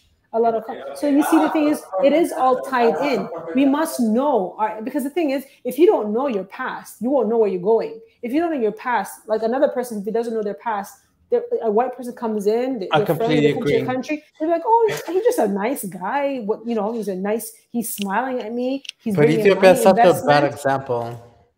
Because guess what? Ethiopia, and I'll tell you why. Because a lot of the history of Ethiopia goes back way before Ethiopia. The Italians, you can complain about the Italians, so they came. No, Ethiopia has its own problem over centuries because Ethiopia, the country that we know as Ethiopia, has been a long developing nation as the way that we know it as a country. I'm talking about borders, right? So we need to first and foremost realize the fact that Ethiopia is this religious northern part that has been slowly moving down south. Let's be honest, it's a known fact. Ethiopians wouldn't even the church and the Muslims will tell you that is what Ethiopia is. Let's admit to that and get it. At least let's just be honest about that first. If you want to talk about Ethiopia, that's the problem with Ethiopia. They're not willing to even admit to that. We can talk about Ethiopia separately, but I think Africa in general, until we figure that shit out in Ethiopia and then figure it out with our neighbors, with Somalia and Sudan and Kenya, or whatever, we will never get anywhere. But it goes back. Ethiopia needs to first realize there is no such thing as Ethiopia. Ethiopia was the Aksumites are the oldest things that we can actually put anything into a freaking thing that is true, right? And they've been pushing further and further south. It's a known fact. The church, and then eventually Asada Shawa, which is what what Addis Ababa is. But even further down south, if you say little, if you want, I'm gonna call it a night. All of that. So sorry, I'm just saying though, I don't want to get into the history of Ethiopia, but until the Ethiopians realize that and then just get over it and move on and realize this is the country that we have right now and get along or do not get along, you're just yourself enemies. Until we do that, then it's ridiculous. But that goes through dialogue, right? That goes through healing and discussion and openness, right? So if I just hate you or you're killing my people or you're Amhara or whatever, this and that, we had that episode with Eritrea, right? Like not just few. They tried. The TPLF tried because they were coming from the border of Eritrea to Tigray. They had the refugee camp there, and they were dividing them actually by cities. If you're from Asmara, from this, different places, and they were dividing these people and telling them, well, Isaias only supports this, and then when they come to Israel or they go to North America, they have no. They're young. They're 18, 15 to 20 to 30. And they're brainwashing them, putting these thoughts in their mind. They go there and they have no formal education. So they're telling them, well, Isaias hates you because of this city. We don't have tribal issue in Eritrea, but from city, they try to divide you. You're part of, so all these things, they try to do it. And then there's like certain people will support the government. Certain people, they won't. They will support the TPLF because they put these things in their mind. The mind is a crazy thing when you control the mind, right? But the thing we lack is education. Like we lack reading. Our people don't read, whether we like it or not. We don't read. So, it's a new thing. I don't mean to cut you off. Yeah. I'm sorry to cut you off. I'm get ready to call it a night. Okay. I wanted to say good night to everyone. But before I go, what's up? Before I go, I wanted to propose or suggest just out of curiosity, well, not just curiosity, but we talk about like unity, right? And doing things together. I'm wondering if May 25th, right, which is Africa Day, how many Africans we could actually get to like hold a AU flag or wear the colors of AU on May 25th, 2023. just to show that, you know, the capability of actually doing something in unison. Yeah, you know what? That's a really good suggestion. God willing, I'll be on the continent that before then. But the thing Wherever is you are in the that world, though, you could just, you know, Yes. upload a video. yeah. But you know what? To Yeah, have that definitely. unity, especially on the continent, and you know, and also bring voice, you know, organization to dismantle the people that are backing up the African Union. That guy that's ahead of it, he's just, I can't stand him, to be honest with you. He's a piece of, and you know his brother. He's a brain. I did a little research. His brother, the African Union, I didn't even call it CEO, head, whatever. I forgot his first name, but Mohammed Faki, whatever his name is, his brother is a brain surgeon, you see? So these people are not stupid, but then they I don't know why they don't see the But if the people start taking it serious, you'll probably get more serious people in office. You get what I agree with you. I agree with you. And not only just wearing a T-shirt to say, you know, African Union, One Africa, but actually having, you know, like fireworks, fireworks, yeah, celebrated like as hard as people celebrate the first, Uganda, having different places, and having all around the world. Absolutely. Wherever Africans are, everybody on May 25th celebrates that day like it's the first of the year. I just need to know who came out with that day. I don't know who came out with that May 25th day. Who came up with that date? It's I don't know. I just looked on the AU's page. That's Africa Day. If it's African who that came up with, I will celebrate. Man, listen, let's not. We're gonna take it over though. We listen. It's there for the taking. That's how we got to look at it. It's not about who came. It's there for the taking. So. Theo, I know you have to go, but I'll say this: that's an excellent idea, and not only that, we should have more of them. We should have not just an African Day, but we should have either a day for all the countries or a day for, you know, all our heroes. You know, we should have a Nyerere Day and Nkrumah Day, Sankara Day. Right. We should have days and days. I don't know right now. But so let's start like promoting that type of stuff. I actually plan. You know, it's funny you say that. I actually plan when I go on the continent, I will wear my. I made a promise to myself that I would only wear African attires, and I will wear T-shirts saying "One Africa," "Tribalist Africa," all these things to walk and not only talk but walk it and wear on my clothes on me, so people can see it and spread it. And I'll even you know spread it. And you know what? These missionaries, these other people, what they do when they want to spread like Black Lives Matter, that wasn't orchestrated by us, right? So. There was funding by others, by Europeans, by white people that you know they had a different agenda. So why can't we do the same thing for our own interest? Why can't we come up with funding and do things for ourselves? This is the most beautiful thing that. This is the thing that I want to do on the ground. To be honest with you, you see what I'm saying? I can start small, but you know what? It's just and then you inflame it. You know, you let it go. Because the people need to know. To be proud as Africans, you know, we all have our tribes, but you know, we're proud of our tribes, where we're from, but that's not who makes us. You see, if we can realize that on May 25th, 2023, that would just be that would be a catalyst of just showing like that it's capable, you know, it's possible to do something in unison. You know what I mean? Yep. And it's just to help build the spirit. Yeah. So I mean, we got a long time to like promote that and put that idea out there. That's something that just needs to be in the conversation. You know, when you talk about it every day, it becomes the truth. Yeah. So somehow we're gonna have to create little posters, and not posters, but you know what I mean. I'm old school, ain't it? Yeah, that's media that says, you know, May 25th. Instagram. You know, you got Instagram. What else we have? Instagram, right? Telegram. And before you know it, you have people like really getting serious about it. By the time May 25th roll around, like you said, concerts, fireworks, everything all over. You know, people having parties, celebrating, videoing in. I mean. It can happen. That's how change happens. I think he has a copyright on that, so you might want to put like a little May 25th, 2023 gonna be the first global celebration of African unity. Start every day, like something small. Every day. Like I said, Yeah, I always with said your drink, family and sleep, friends. eat, Africa. Yeah, speak to your friends. Like break down the fake religion nonsense. Take away those pictures on your wall. Like stop praying to white Jesus, even if it's a picture. Stop that. Oh, you Like missed just my do that. white No, Jesus I saw that. display. I I saw that. I love saw. No, that. no, I didn't miss it. I saw that. But you're one that has that, right? How about What's the that? 99, the 95% of the other Habesha population that have white Jesus on their wall? You know. Oh, You, Before So we you saw continue mine, with right? white, whoever, let's give a word of thanks to Black Ra. we're Thank very you gonna good. show again, up Ra. on You have May been very 25th with generous black today, t-shirts. and Yeah, that's a we great idea. Thank really you. do appreciate it for Swahili Nation.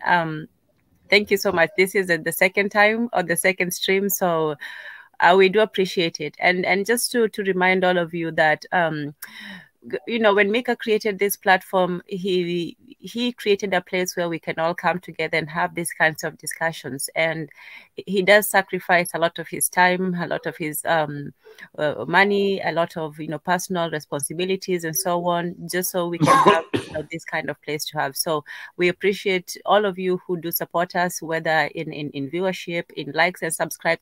Please do that as well. If you haven't, just go ahead and like this stream. And definitely for those people who support us financially, it helps a lot. It helps Mika and it helps the channel, and that's what we're trying to work towards, getting the office so we can relieve that financial burden on him. So Ra, thank you very much. Ragi Enyame, thank you so much for your support, and for everyone, however you can. And if you have a chance as well, the people in the panel and the people in the comment, just go to the Swahili GoFundMe page. That's where we're working towards getting the office, and we'll do even more, these kinds of talks, streams, and even more than that. We want a place where we can not just talk, but we can have action. We can have a place where people can come together and we can have projects. We can start projects. So that will be upcoming, in the next couple of months. We will give more details, but we are working hard to not just talk, but to actually bring this into physical fruition. So thank you, everyone. Hey, Theo, I really appreciate it. I know you got to go. Yes, you sir. brought up so many topics, and I think we need to explore more of those questions about Yes, sir. the food security, the national security, and the well-being of all African in the continent, especially. And that Yes, will indeed. go way beyond our imagination, because that's how we're going to create leaders, the future leaders, and how they're Right. going to see about Africa. And I really appreciate you really for coming up. Even this is a big idea, May 25th, 2023. I mean, we started now. We talk about it every day. And, you don't know who's the next lead is going to be taking it off to the next level. Right. So Exactly. thank you so much, really, for being who you are, for this thought, and make us think over. And let's look for a big celebration, our solidarity, our unity, and our flags, who we are, we stand by. Yes, Thank you sir. so much. We really Tagabielo. Yes, sir. Yep. Love it. But Love it. Dinader and Dinader. Lala Salama. And it was great talking to you all, just like before, and I look forward to talking to you all again. It's just beautiful. Thank you. Good night. Thank you. Thank you all. Have a good night. Good night. Good night. Hey, Good night. by the way, Theo, and then her more, I want you to keep Marie Antoinette in your prayer for healing. She's Okay. going through some of her cancer. So I just want to make sure that the panel always, you all know about Marie Antoinette. So I want you to put another prayer, because you come in with the May 25th, 2023. So you got, you've been blessed, and you're blessed to begin with. Pray for Marie Antoinette. Yes, sir. Pass. Yes, Okay? sir. Thank Yes, you sir. so much. Will do. You're welcome. Appreciate that. Yes, sir. Thank Good night. you, man. Much love. Good night. Thank you. Yeah, Theo brought a point. Kwaheri That's how we Theo get. and asante. Asante. There you go. Asante You know, sana. he brought some. It's a big one. You know, I mean, uh, we start thinking about May 25th now to 23, and we're gonna start talking about it. It will be a. It will have a high impact. Definitely, good idea. Jonathan, Jonathan. You know, So now I can hear you. sorry about that. You know, the last I time, can hear your voice. I know. It's been a while. and that it's been a while. You know, sorry for messing up with your tennis game. Oh, the other day. Oh my But God, yeah, you did, but it's yeah, okay. because I was gonna make it a little bit longer, but suddenly they said, you know, I had to go to two places, and it was a last minute run, and I just want to make sure I catch these people for the Swahili Nation One Africa. So I'm gathering information where we can make some kind of gala. You know, take it to. I'll definitely let you know. You're probably gonna Yeah, we drive should do up. it on May 25th. Yeah, no, you're gonna So, drive up. You're gonna drive up here. funny.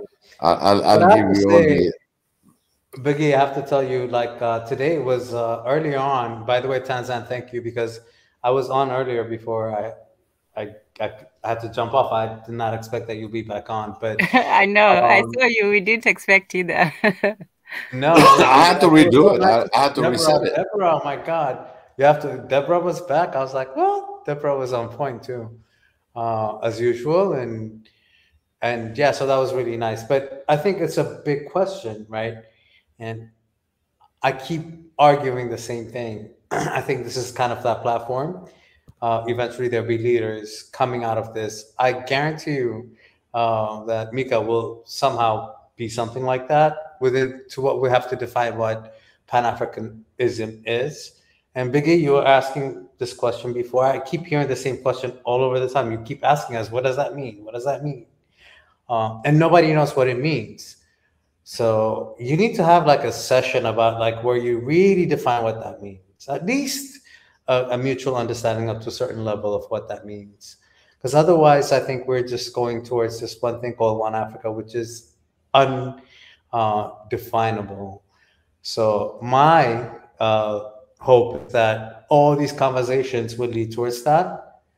Um, if you know what I mean, Yes. because we keep asking the same questions and I don't think anyone has a specific definition, and just constantly just saying oh whatever it means does not get us anywhere.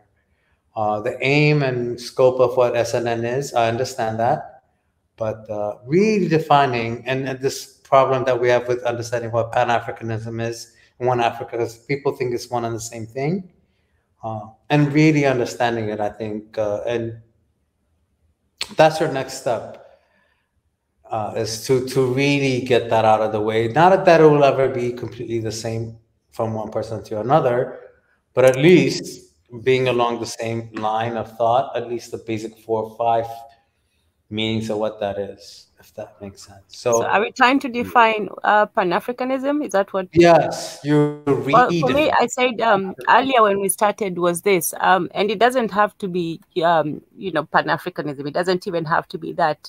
For me, it's just the people who want to join the conversation are people who care about the Black and African people, and they want the best for them. They want them to be free and to be able to make their own decisions. So that's really it. I think it's every other ism is just a way to say this is how I think we should do it. But I think one thing that we all have in common is that we want the best for our people. We're tired of seeing our people, our children, our women and our men, being harassed, humiliated, being put in positions of lower economic and social positions. And we want, the best for our people. This is our people everywhere on the continent, in the diaspora, and everywhere that we are. So for me, it's not important for us for the name. What is important is the intention, and the method may be different. Some people may feel, oh, we should have, socialism or capitalism, or we should be united behind a leader or an idea or something like that, or we should do it in this technological way, or we should go back to traditions and so on. But I think even if we disagree about the ideas, the one thing that we all have in common is we want African and Black people all around the world to be in a better position in the future. But So we can. for you, it's all about outcome, not about input, right? So No, I said about not about how Africa, we about get Black there, but it's about the diaspora, outcome. about our people all around the world, not Yes, just I limited. agree, and absolutely. But what I'm saying is, you're looking at the output, up what you want it to be. But in order to do that, you have to change the system that already exists, which is the most difficult thing to do. Oh And yeah, definitely agree. That's why I said yeah. the rest of that is now the means to do it, and that's where now we get caught up, is because everyone has a different way to get to the destination. But at least let's agree to what the destination is, and the destination is the uplifting of Black and African people all around the world. So once we have that, once I know that that's where we are, that's what Biggie and Marie Antoinette and Senuti and Yenatan and everyone in the comment section. Once we know that that's what we want, then we can disagree, or we can listen to each other and see how we can get there. Some people can say, oh, unity, some people can say collaboration or this and that, but I think that just knowing where we want to go, how we get there, now that's the next step. I'm going to add to that, Tanzan, is basically right now with Fighting Nation One Africa, what we're doing is untie the nuts. What stopped us before, and how to untie those nuts, and through discussions, through comfort. Now I can sit down with Jonathan, Senu, Marie Antoinette, Tanzan, and all the SN hosts, and we can have this discussion, because you know what? We start understanding each other. We got familiar to each other. So within even the comment section, if you notice, is growing on comments. People are interested. People are really putting the effort. Whatever that window that they have, they put the comment. They go back and forth, and then they will go and come back again whenever they get a chance. This is what I call this year. We're untying, at the same time progressively we're going to the next level, and this next level is within us, and then within us we're going to create our own leaders. It is us that's going to be putting. And Jonathan, I understand what you're talking about. It's just, it's just like a laser sharp line items and specific low hanging fruits that we got to hit. Am I correct, Jonathan? Well, I mean, I completely agree, and that's kind of partially was my point, but at the same time, it was kind of partially my complaint. Like, I don't want to hear about all the complaints. I also want to hear, like, concrete, really understanding and defining. And I think what is our progress? Yeah, exactly. No, not even progress, but I was not progress. You understand this? Yeah, it was very, very important what you said. But not that it has to be written down, but like a common understanding of what we mean in defining it. It should be just simple and easy, right? And we're still talking about, and let's be honest, right? Like, we're all Africans. We're all trying to we're all on the same page, but we're not always here. We're around other people all the time, in other spaces and whatever. And so we know what the challenge is to even do that. So in order to even define, I don't think it's completely defined yet. You're not done. I think that is important. Michael Shokan. Huh? Michael Shokan. Michael Shokan. What does that mean, Mashuka? Your mic. Your mic kind of. My mic, or you cannot hear. I'm sorry. But it has a bit of a static. Yeah. No, is it still static or no? Yeah. Yeah, it's static. Okay. I apologize then. If it's still static, then I cannot change it. But what I was saying is that what Tanzan said is important, but I don't think there is a still definition of what we mean, not just here on SNN, but in general. Oh, God. You can hear me now? We can hear you. So I think, go ahead. We'll get your point from, yeah. But what I'm saying is I don't think that we've gotten there yet. Like a concrete understanding of what we mean, because I think everybody has different understanding of what it means. And you can just say it all the time, Pan-Africanism or one Africa, whatever. But we don't all agree on the same thing yet. So well, what does it mean to you? Just real quick before you have what does it mean to you? Do you remember the 10 things that I said to you on the last conversation we were having? It means that to me. First and foremost is taking care of your business in your own country, right? Dealing with your own crap, right? Yes. And making sure that that extends to your neighboring countries, which none of us are capable of doing right now, because we have not even fixed our own, we have not cleaned up our own house yet, right? So, and then eventually understanding that should reflect to the greater population of the continent, if we're talking about that Africanism for me. Okay, and, well, yours sounds, sorry, yours sounds like it's more progressive. It's a process. Ooh, right? okay. So we have not taken care of our. Oh man, it's getting worse. Now I can't make it out at all. I can't make it out at all. I understand what Jonathan is saying. Take care of your own country and then resolve that, and then we can come as one Africa, as one. But I think we should not also discount the conversation that we're having in a sense where, because these people, they don't have this one Africa mindset. They don't even know as one Ethiopia or one whatever. They probably just know, they're just within their small communities, right? So to open that dialogue, to have that, hey, look, I'm Ethiopian, or I'm Eritrean, or I'm talking to a Tanzanian, I'm talking to a Kenyan, I'm talking to Uganda, I'm talking to, Nigerian, a Mali person. So it allows us to have a conversation with different. I feel like this Swahili nation also has brought, no matter how small we are, it's bringing that gap between us and opening the conversation. I want things to go fast, believe me, but our people are not 100% there.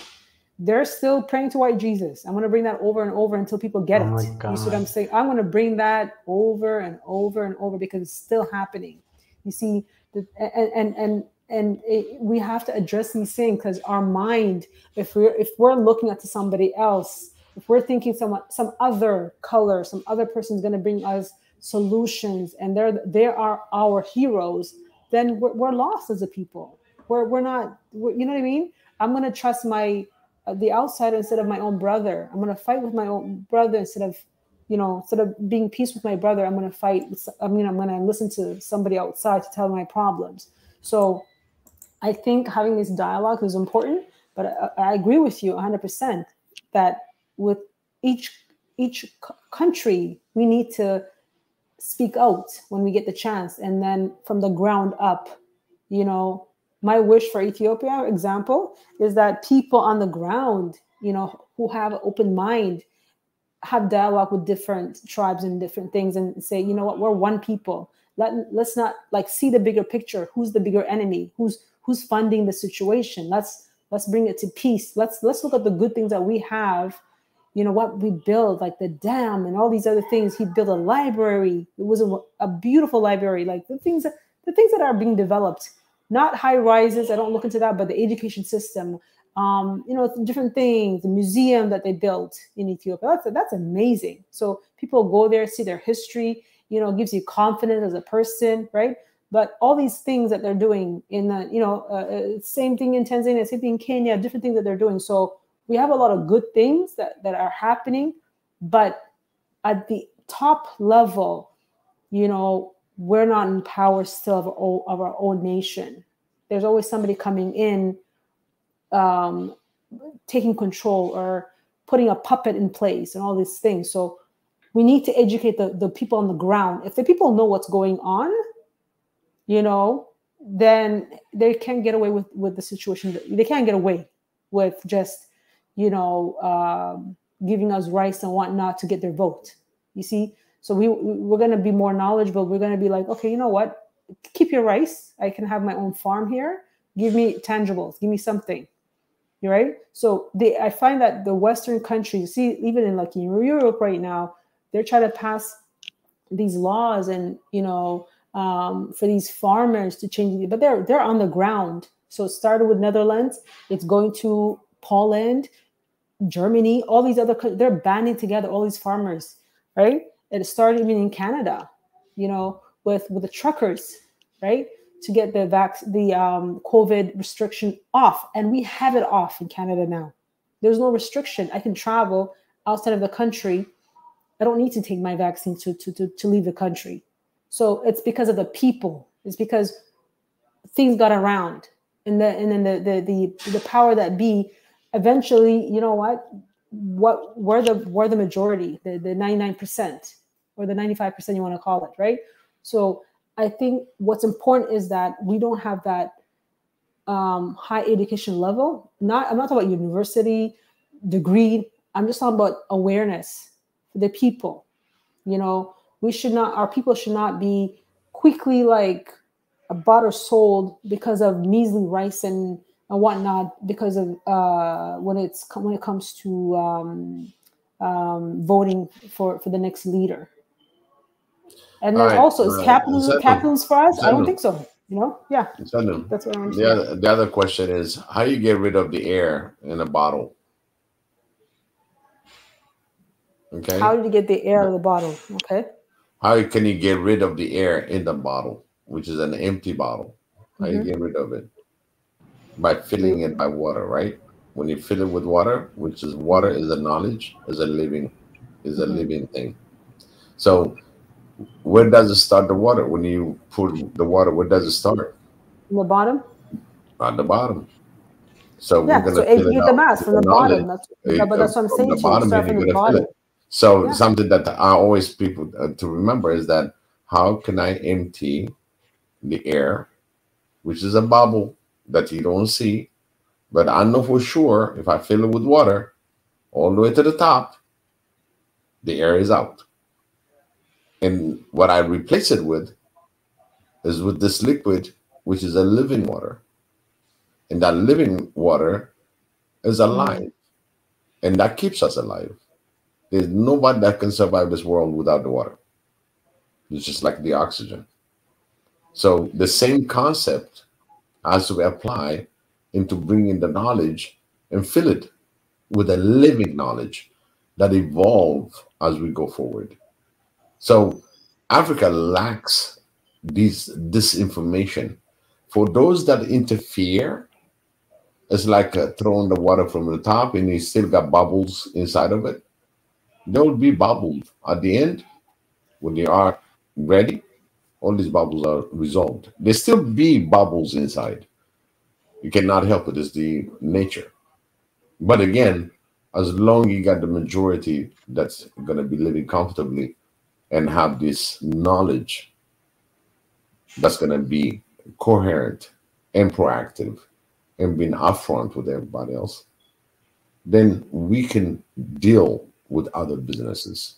So our knowledge is very important. And I symbolize it like being an empty bottle with air. And how to get rid of the air is by pouring water. And that water is always living and it has experience. I understand what you're saying. You just, I get it. But I think bringing it down to the ground as an individual, there's no more just talk, right? We need to take action. So, individually, right? We have to ask ourselves, what are we doing individually to spread the word, right? To make peace, to bring peace among our people. When I see two tribal people fighting, what do I, do we just stay quiet, stay back? Do we give business to our own people? Do we, so action, right? So this is the time for that. This is the time to know, and this is the time to we're not get along with everybody and everybody's human being. None of that nonsense. You need to go back to if it's your own country, go back to your country and build. Go back and educate the people. When you see hate amongst your own tribe in the same country, break that down and educate that person. You know what? So that idiot person that gunned down that guy, he probably doesn't even know why he's doing it. He got paid to do it. Because no human being with the right state of mind would do that, to kill an innocent woman, innocent child. you know. So what are we doing individually? We need to take action. We need to stop staying quiet. When elections are coming, what are we doing? Why are we not speaking up? Even if our family hates us, or family says, oh, you know, we're is against us, we have to be able to be outspoken. This is the time to do that now. Like, I want peace for my neighbor. I want peace for Ethiopia. I want Ethiopia to prosper. You know, I want the Tigrayan people to have peace as well, right? So if we all have peace, then we can prosper. But then we can all prosper, right? So that's the thing, is like in every African country, and then we should see other Africans as our own brothers and sisters. Because you're darker than me or because you're lighter than me, it doesn't mean you're better than me. Hell no. You know, so and unfortunately, some of our minds are there in the junk because we're not filled with education. We're not wise. We're not opening our mind. We're not seeing the bigger picture. We're stuck in our own little village, in our own little square, right? So how do we make those changes? I think being on the ground and spreading love, obviously love, right? But starting with like Jonathan said, starting with our own country. I totally agree with that, because you got to start from the root. You can't start from the leaf. Mm-hmm. And that's a very difficult thing to do, but at the same time, a very proud thing that you need to do. Obviously, starts with yourself first, but yes, immediate family. You know how crazy it is. You hear all kinds of crazy stuff from your family and friends about crazy stuff, and you need to stop it there, cut the bud there, right? That's not an easy thing to do when it sometimes seems so overwhelming, because it sounds like the popular voice. But to be honest with you, it really is not. I think it takes that one person to just say, hey, can you just like think about what you're saying, you know? Make them think. Not to change them, because you cannot change anybody unless they're willing to really do that within their own minds and within themselves. But I think we all have a responsibility. I genuinely believe that. Absolutely. And you know what, Nathan, you know what you said? Never go anywhere. What you were saying, like, oh, they might not change, but believe me or not, they will. Not right away when you're talking to them, but you're giving them food for thoughts to think about. So it might be 4 or 5 conversations. You know, it might be 10 conversations. At some point, they might not even budge. So you got to leave them alone. Like, okay, you know what? I'm going crazy talking to you. I'll leave this for you, but I'm going to stay away from you because you're going to make me mad. So no, when you go about it, just think about it. Put a good seed. Let the seed take a defect. Just good couple sentences. You don't even have to go any further. You just put it as a good seed, just like anything else. You just put a good seed. That good seed is going to grow. Not today, not tomorrow, because seed you planted today, you don't see it overnight. It takes time. And that time is by seeding the right things. Make understand our walk and talk should match. You talk, you walk it. We'll have to go forward with it. We'll have so many other that's going to drag you down. Don't worry about it. Just put that seed down and let it flourish, because you put it out of love, out of care. As long as you're doing it out of love and care, that seed is inside. It's going to grow. You'll be surprised 2 years down the road, that's going to be the first person that's going to be up front, down the ground, and running. So put a good seed, a good thought with love. Put your heart, no hate, no confusion, just a good seed. This is what we're marching. This is what we're trying to accomplish. We forget those things. We get caught up with left and right on things and problem, misery, and then you forget that you have to seed for. If you want to eat next year, you got to seed, right, for harvest.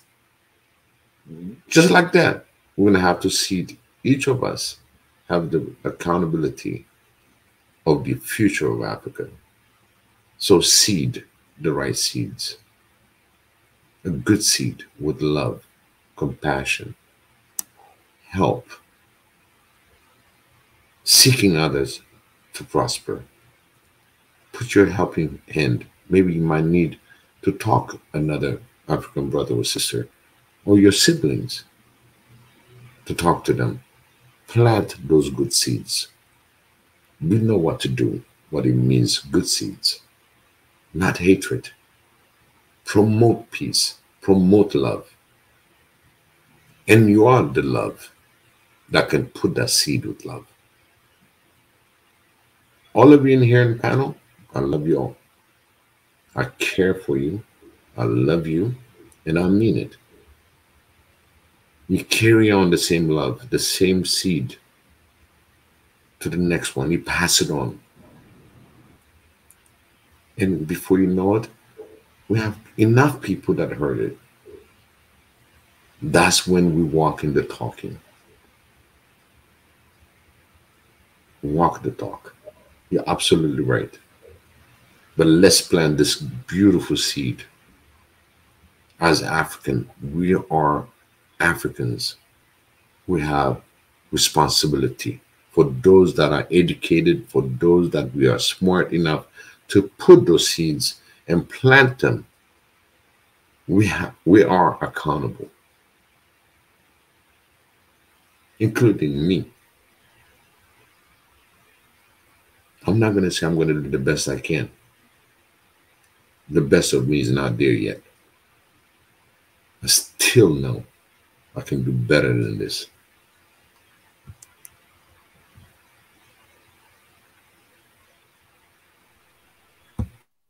Oh, and thank you, Jonathan, for the contribution for the SNON office, and for everybody who has contributed so far. Thank you, and for everybody who contributed to tonight's stream. We do appreciate it so much for helping us get closer towards the goal. And yeah, so thank you, Jonathan, and everyone else who has gotten us to where we are now. We appreciate it very much.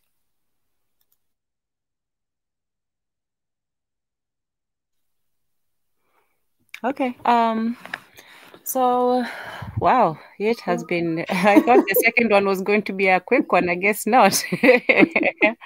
So we should start winding down a bit. I'll have let's go. Everyone can have the last words before we sign out. And yeah, so let's go, Marie Antoinette, Biggie, and then Senuti, Jonathan, and then we'll close out.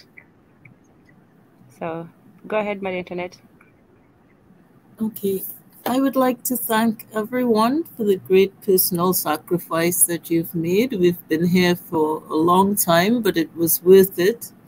And I would just like to encourage people to not be afraid to protect those who are vulnerable in this society. For example, people who are wounded by the church.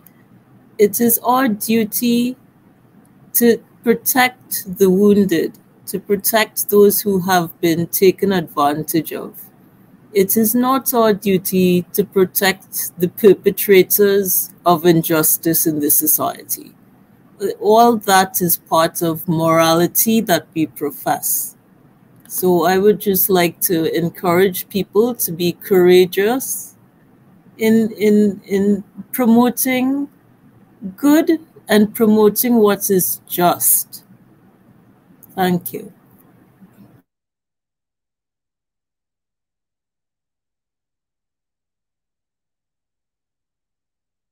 Oh, go ahead, Thank you, Marie Antoinette. Thank you so much.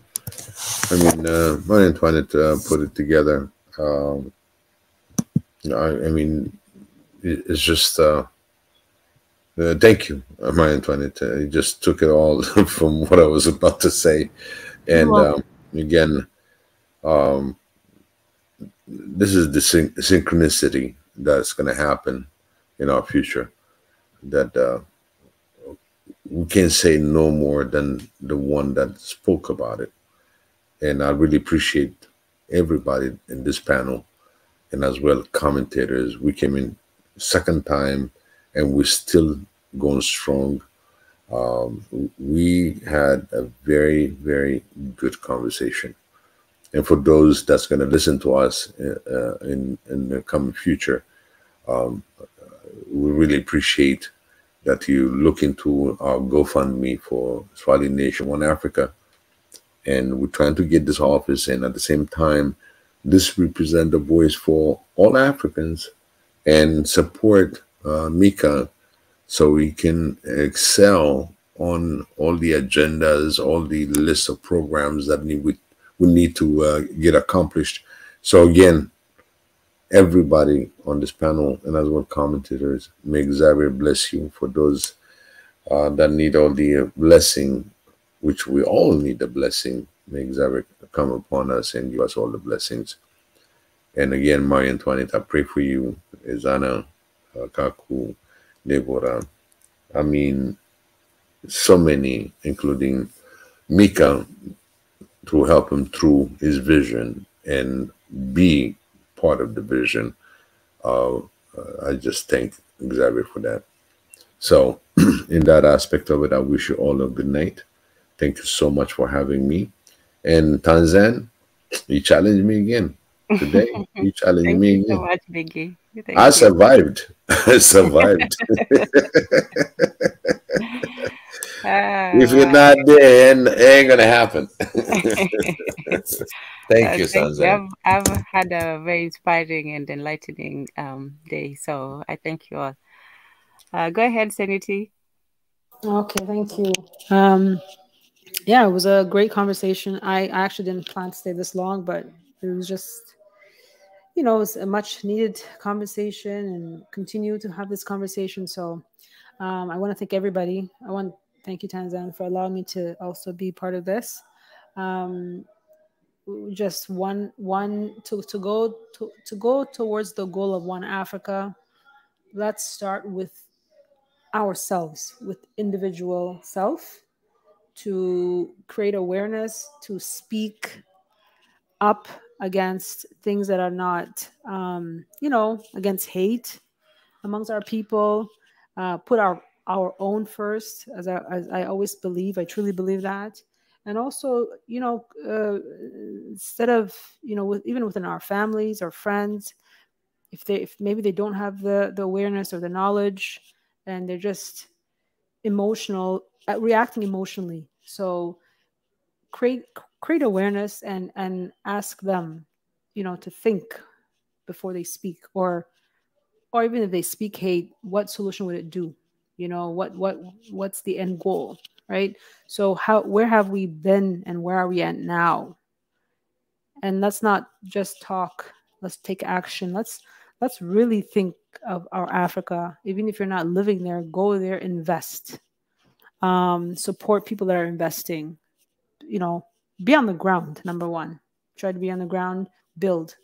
If we don't do it, especially the diasporas that have, we do better for most part than the people on the continent. So let's put our foot in our mouth. That's what the saying is, and take action and do right by our people, and not spread hate, but spread love and understanding among our people. And so if it starts from our house, from our individual self, it spreads to our family, to our friends, and to our country, and to the continent. And I truly believe this is the time for us to do it. So, yeah, that's all I wanted to say. Thank you so much, everybody. Have a wonderful night. It was awesome talking to everybody.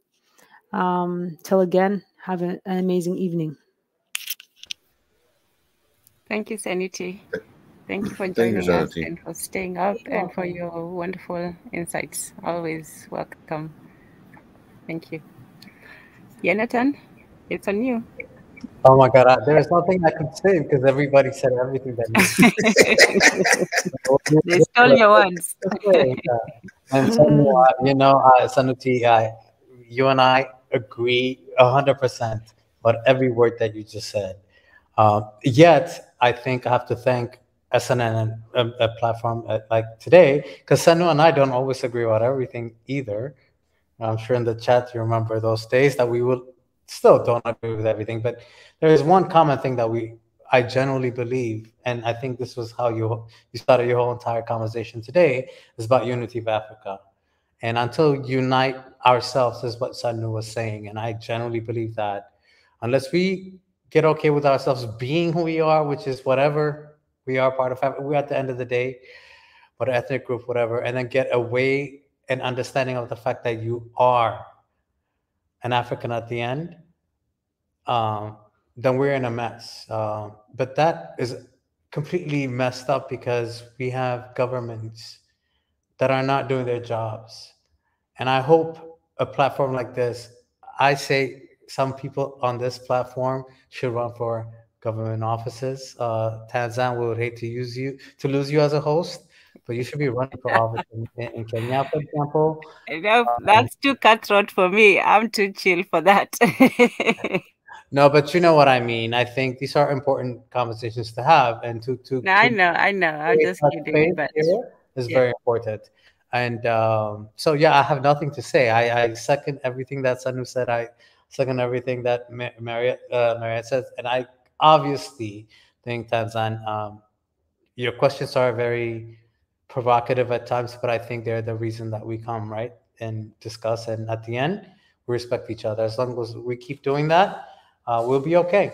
And I believe in the unity of Africa. It will happen. First, we need to unite within ourselves, and then our immediate country, and then we'll figure everything else out. Ethiopians, I'm calling out to you people, by the way, or if you call yourself Ethiopians, question why you call yourself Ethiopians, and then maybe we'll all get along. Absolutely. Well said, Jonathan. Yep. and everyone. It's every time I come, I say, okay, I'm doing this for 1 hour, maximum 2, and that's why we need these kinds of platforms. That's why we need these kinds of discussions. That's why we need our own place where we can have this, not just on the internet, but imagine if we were sitting around in a room, if we could go to Tanzania and visit the SNN office and, sit down with Mika or the young students at the local university or just the local people and talk to them and see, what's going on. So this is a start. This is a very good start. This is a start of a conversation. And I hope, a year, 2 years, 5 years from now, we will build enough network that we can actually get, on the ground. We can actually do more with our understanding and go further. But it's important to start somewhere and to actually have these values. And I think one thing that we have value here is respect.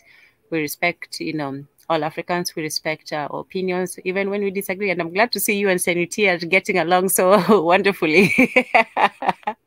To be honest, I don't even remember. I'm going to be honest.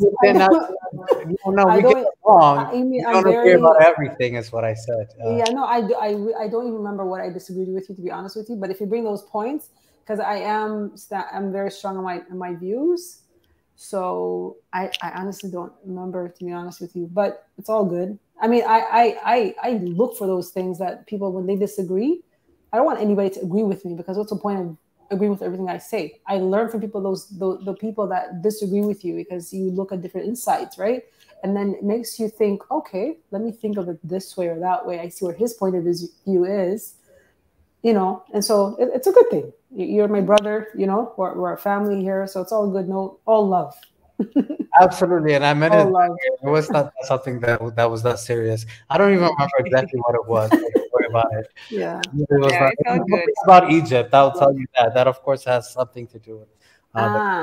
If you don't remember, let's keep it at that. Let's not remember the disagreements. It'll be another hour. I'm just happy everyone is good today. And also, not to say that disagreements are bad. Like we say, if you really a true, student of truth, and you really want what is best for your people, you're not going to be insecure if somebody disagrees with you. You're going to take it into consideration, adjust your position if you need to, or strengthen your position if that's what you need. But somebody disagreeing with you, that should not make you, question them or make you be angry. It should just be a challenge that maybe you need to polish your position better. So we welcome disagreements. Okay. I agree with Jonathan. I agree with you. Honestly, the way you bring things, I forgot to say this to you, that you have a way of bringing the questions, the conversation that you bring. So you have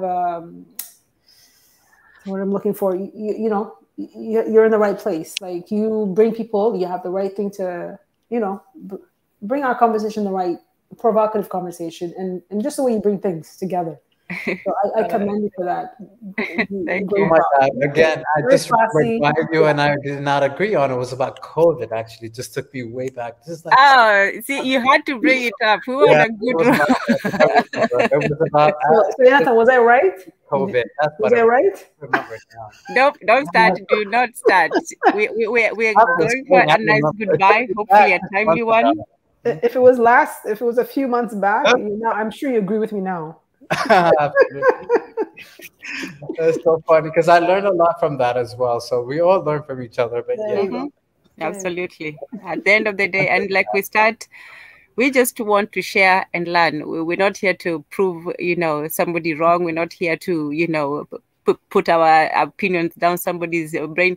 We're here to learn, and I do learn a lot. I learn even when I'm quiet. I learn a lot. Sometimes I be quiet for quite some time. I'm like, I'm taking notes. I'm looking at both sides and expanding my viewpoint, because after some time you get to hear all the arguments, all the positions, and so on. And you personally, you have to see where you stand amidst all the different opinions. So a healthy debate strengthens not just your position, but your opponents. We're here to sharpen each other's swords. We're here to make each other, better in our thinking, in our action, and so on. So, it's good. It's good. We disagree and we agree, but at the end of the day, we respect each other, and that's the most important thing. So, amen to that. Amen. Yes. Yeah, especially there's a lot of youth that also listen to some of our views. So again, we're going down to that, putting the good seed. Yeah, we can have debate. It can be somebody talking over somebody, but at the same time, that we can really start understanding and listening to one another. It really is, we're leading by example. That's why our show always been clean, always perform to what is needed. We rise to the occasion. We discuss issues, and with all sincerity, without bashing one another. We're not going all over the place. We criticize the idea, and that's where the real nice topic comes from. But if you start criticizing the person, that's when things get shut down. But we're so blessed for having such a beautiful conversation. We had our heated conversation, but we're still good. Yeah, we have those sometimes too. Yeah, but again, when we flag certain things, foul language or anything else, even the panel and on the audience, they refrain because it's understood. We wanted to keep it as clean as possible. And but again, what the whole these two streams, I know we had that interruption earlier, but guess what didn't happen the whole of these streams? We didn't have those bots, the ones who flood in the comment section from time to time.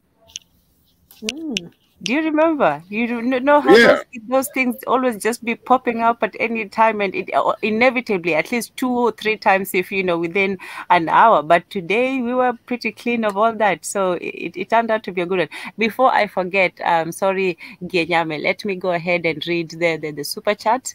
Greg Ra Genyame said, "Mgawanyiko ni udhaifu," and that means mgawanyiko is division. Kugawanya is to divide. So division is weakness and unity is strength. Living in unity will force us to be strong, just as living in truth forces one to be free.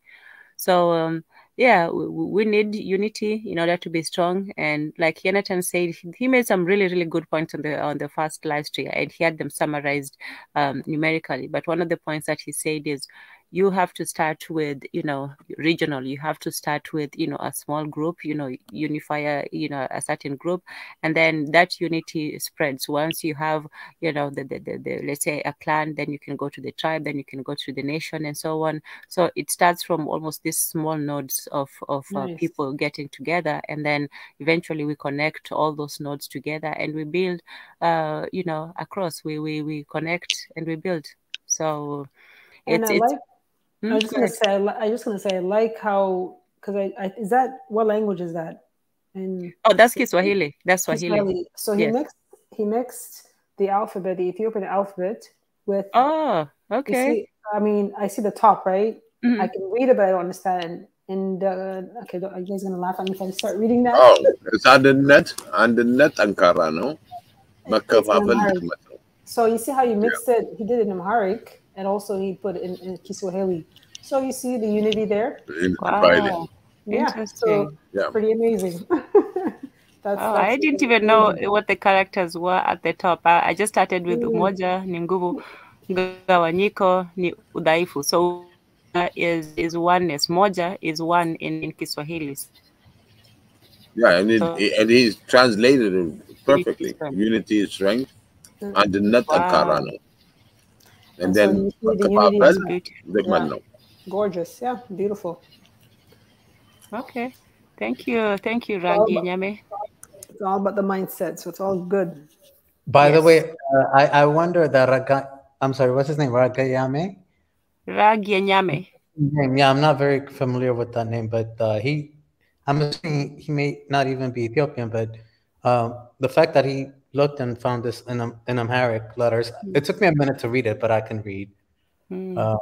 But I wonder what Ragayame means. And then I want to ask you a question. If, like, you know, a unity of Africa, if there is one animal that represents that unity, what would it be? It's lion, the giraffe, an alligator. What is it? A monkey, a baboon? What is it? I mean, I'm just curious. Like, if I think a lion, but really a lion, that's what I would think. That's what I would think, but. Yeah. A lion, I would think a lion, yeah, just for short form. It just looks, the image of it is very powerful. Just that, you know, it's both noble and scary, but also strong. And yeah, a lion would be it. Although, just to add, a lot of different African tribes had their, you know, certain animals. You know, some had Uganda, like the flag of Uganda is the crane with the leg lifted up. And I know that because the crane is considered an animal of great dignity and beauty, and it's almost like a proud animal. It feels itself. It's very proud. It's very dignified. So I know that's one of the reasons that they use it. There are some tribes that have. I know in the Kikuyu tribe they name children after certain animals. So you might be named after, you know, a zebra, a hyena, and all that. So they are different, but as a unifying animal, I would say, you know, yeah, the lion will work very well, just fine. I think it should be a mosquito.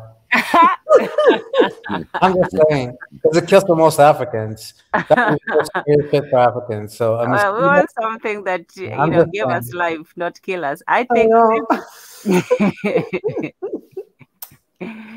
Oh wow! We can't stand mosquitoes. We have so much mosquitoes now. That's how we kill a lot of Europeans too. Don't forget, whenever they came, they died from mosquitoes. Okay, maybe that, you know, they kill some of us, but they also protect us. But yeah, we will. So we have picked the day. It's May 25th. May 25th, exactly. We're going to debate about our mascot. Is it going to be mosquito? Yes. Tanzan, can I just throw something at you? Yes. For you know, when you have a chance to speak with Nika, you see the funds that you guys were all raising for the office. Has the conversation even, or maybe just an idea I'm throwing out there, you know, have he thought of maybe getting a land and build? And then I think if we have more, you know, maybe more people will be interested in building on that because they have a piece of the investment. Okay. Just throwing it out there. Okay. I would be so interested, you know. Yeah, I think there's land. Did you guys see the Ethiopian Defense Fortress building in Addis Ababa? The what? The Ethiopian Defense Force building. I love it. I love it.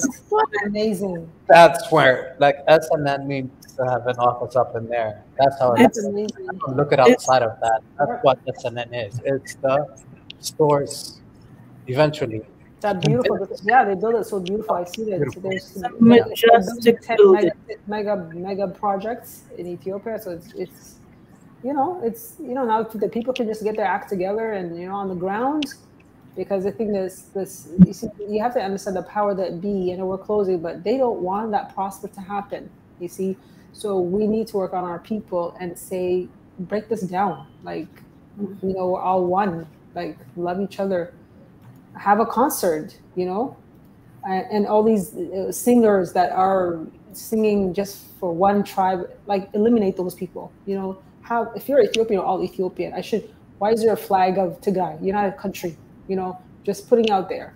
But, like, you know what I mean? Just bring each other, because there's so many great things the Ethiopians are doing. I love that image behind the sun. The sun.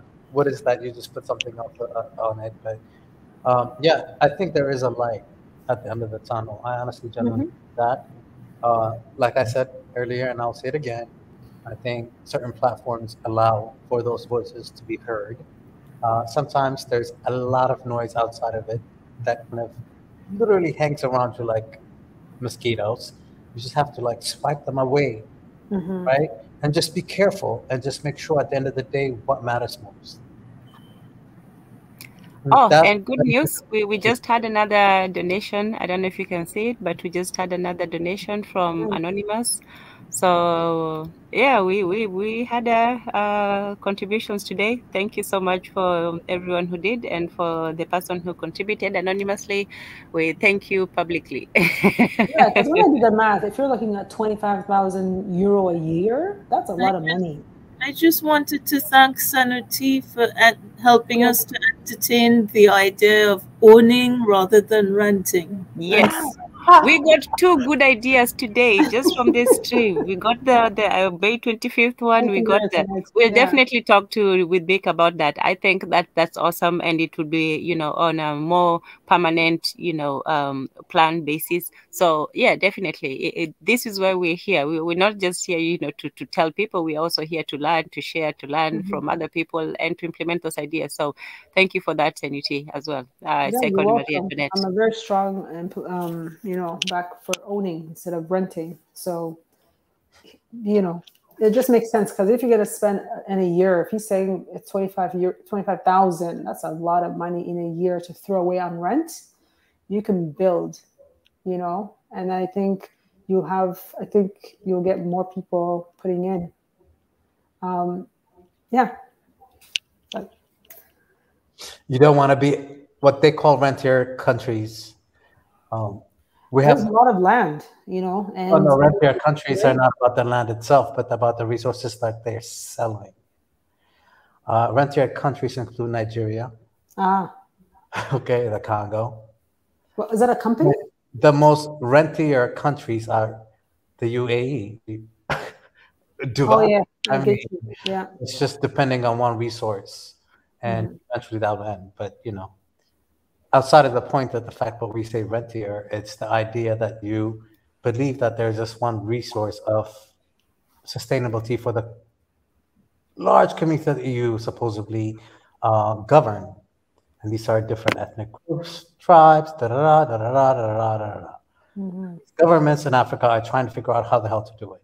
Some of them have resources like Nigeria, which is a rentier, but has a much more difficult time than a country like the UAE. I call them a country because they might be different, but they're all, one little tribe controlling a huge amount of resource. Yep. The rest of Africa is trying to figure out, how do we even count ourselves as a country?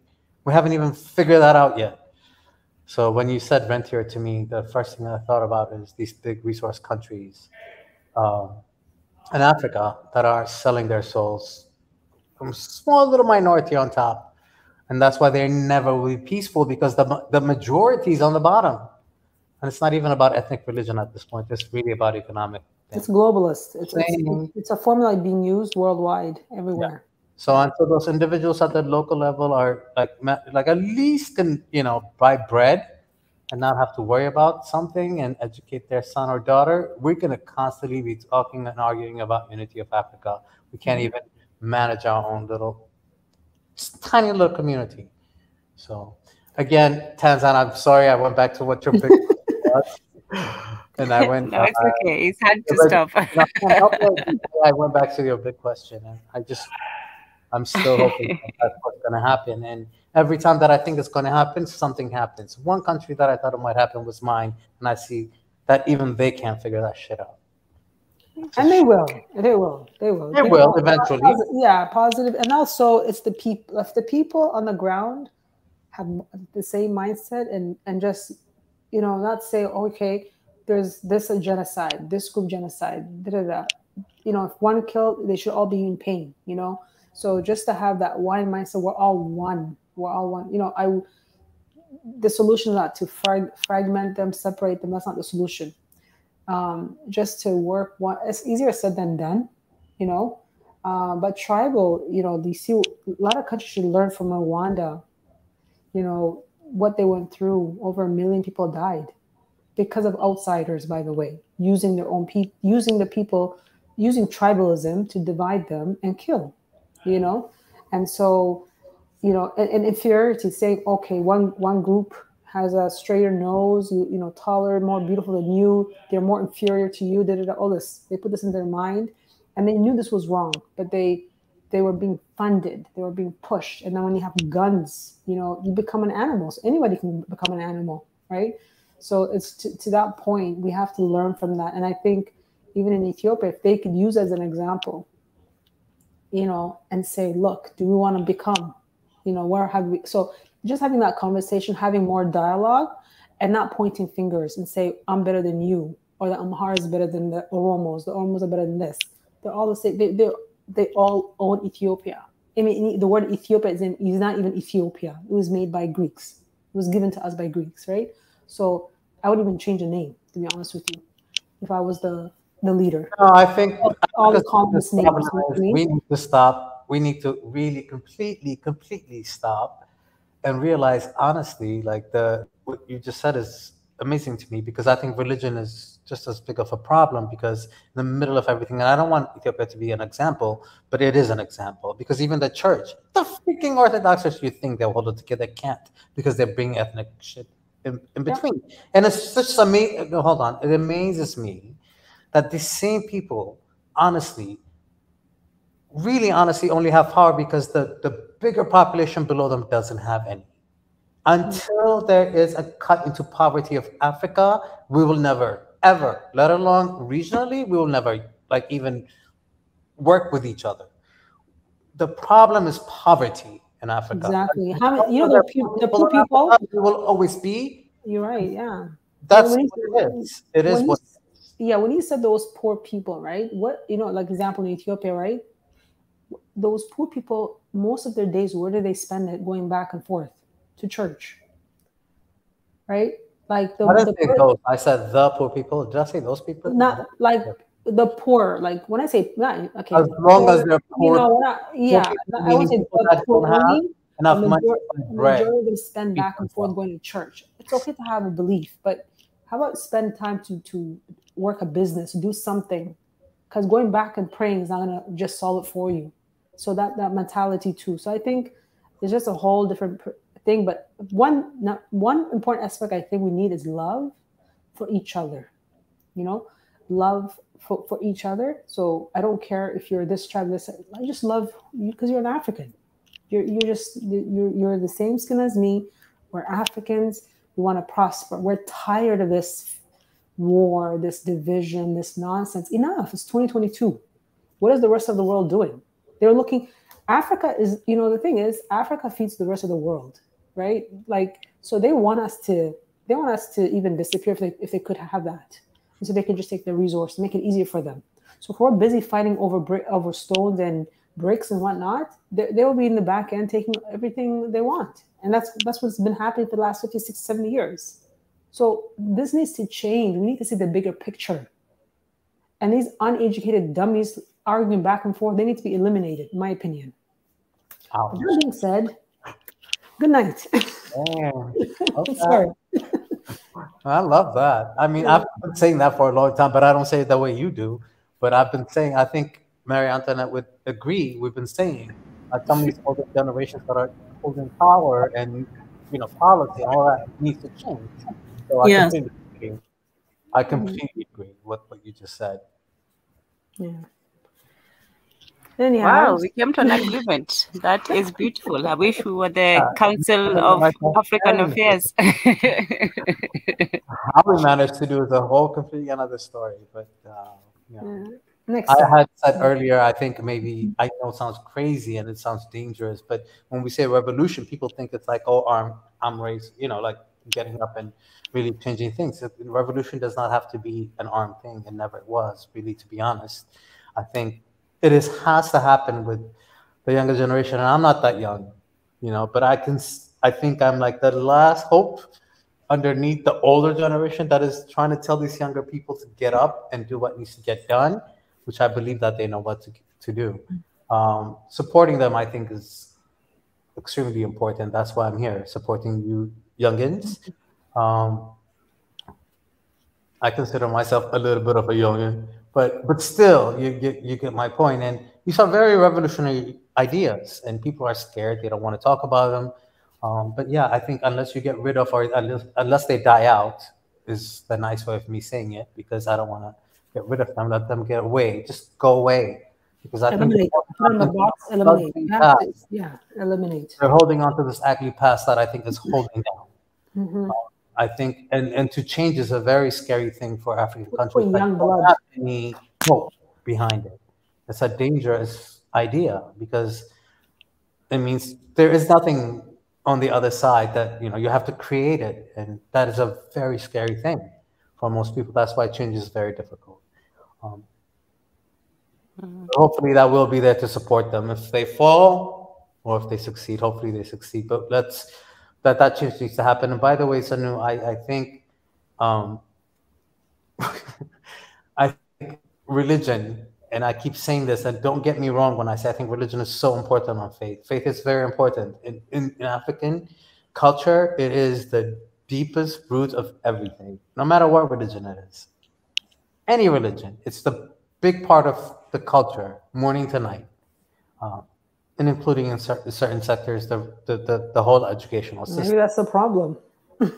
Yes, even the educational system.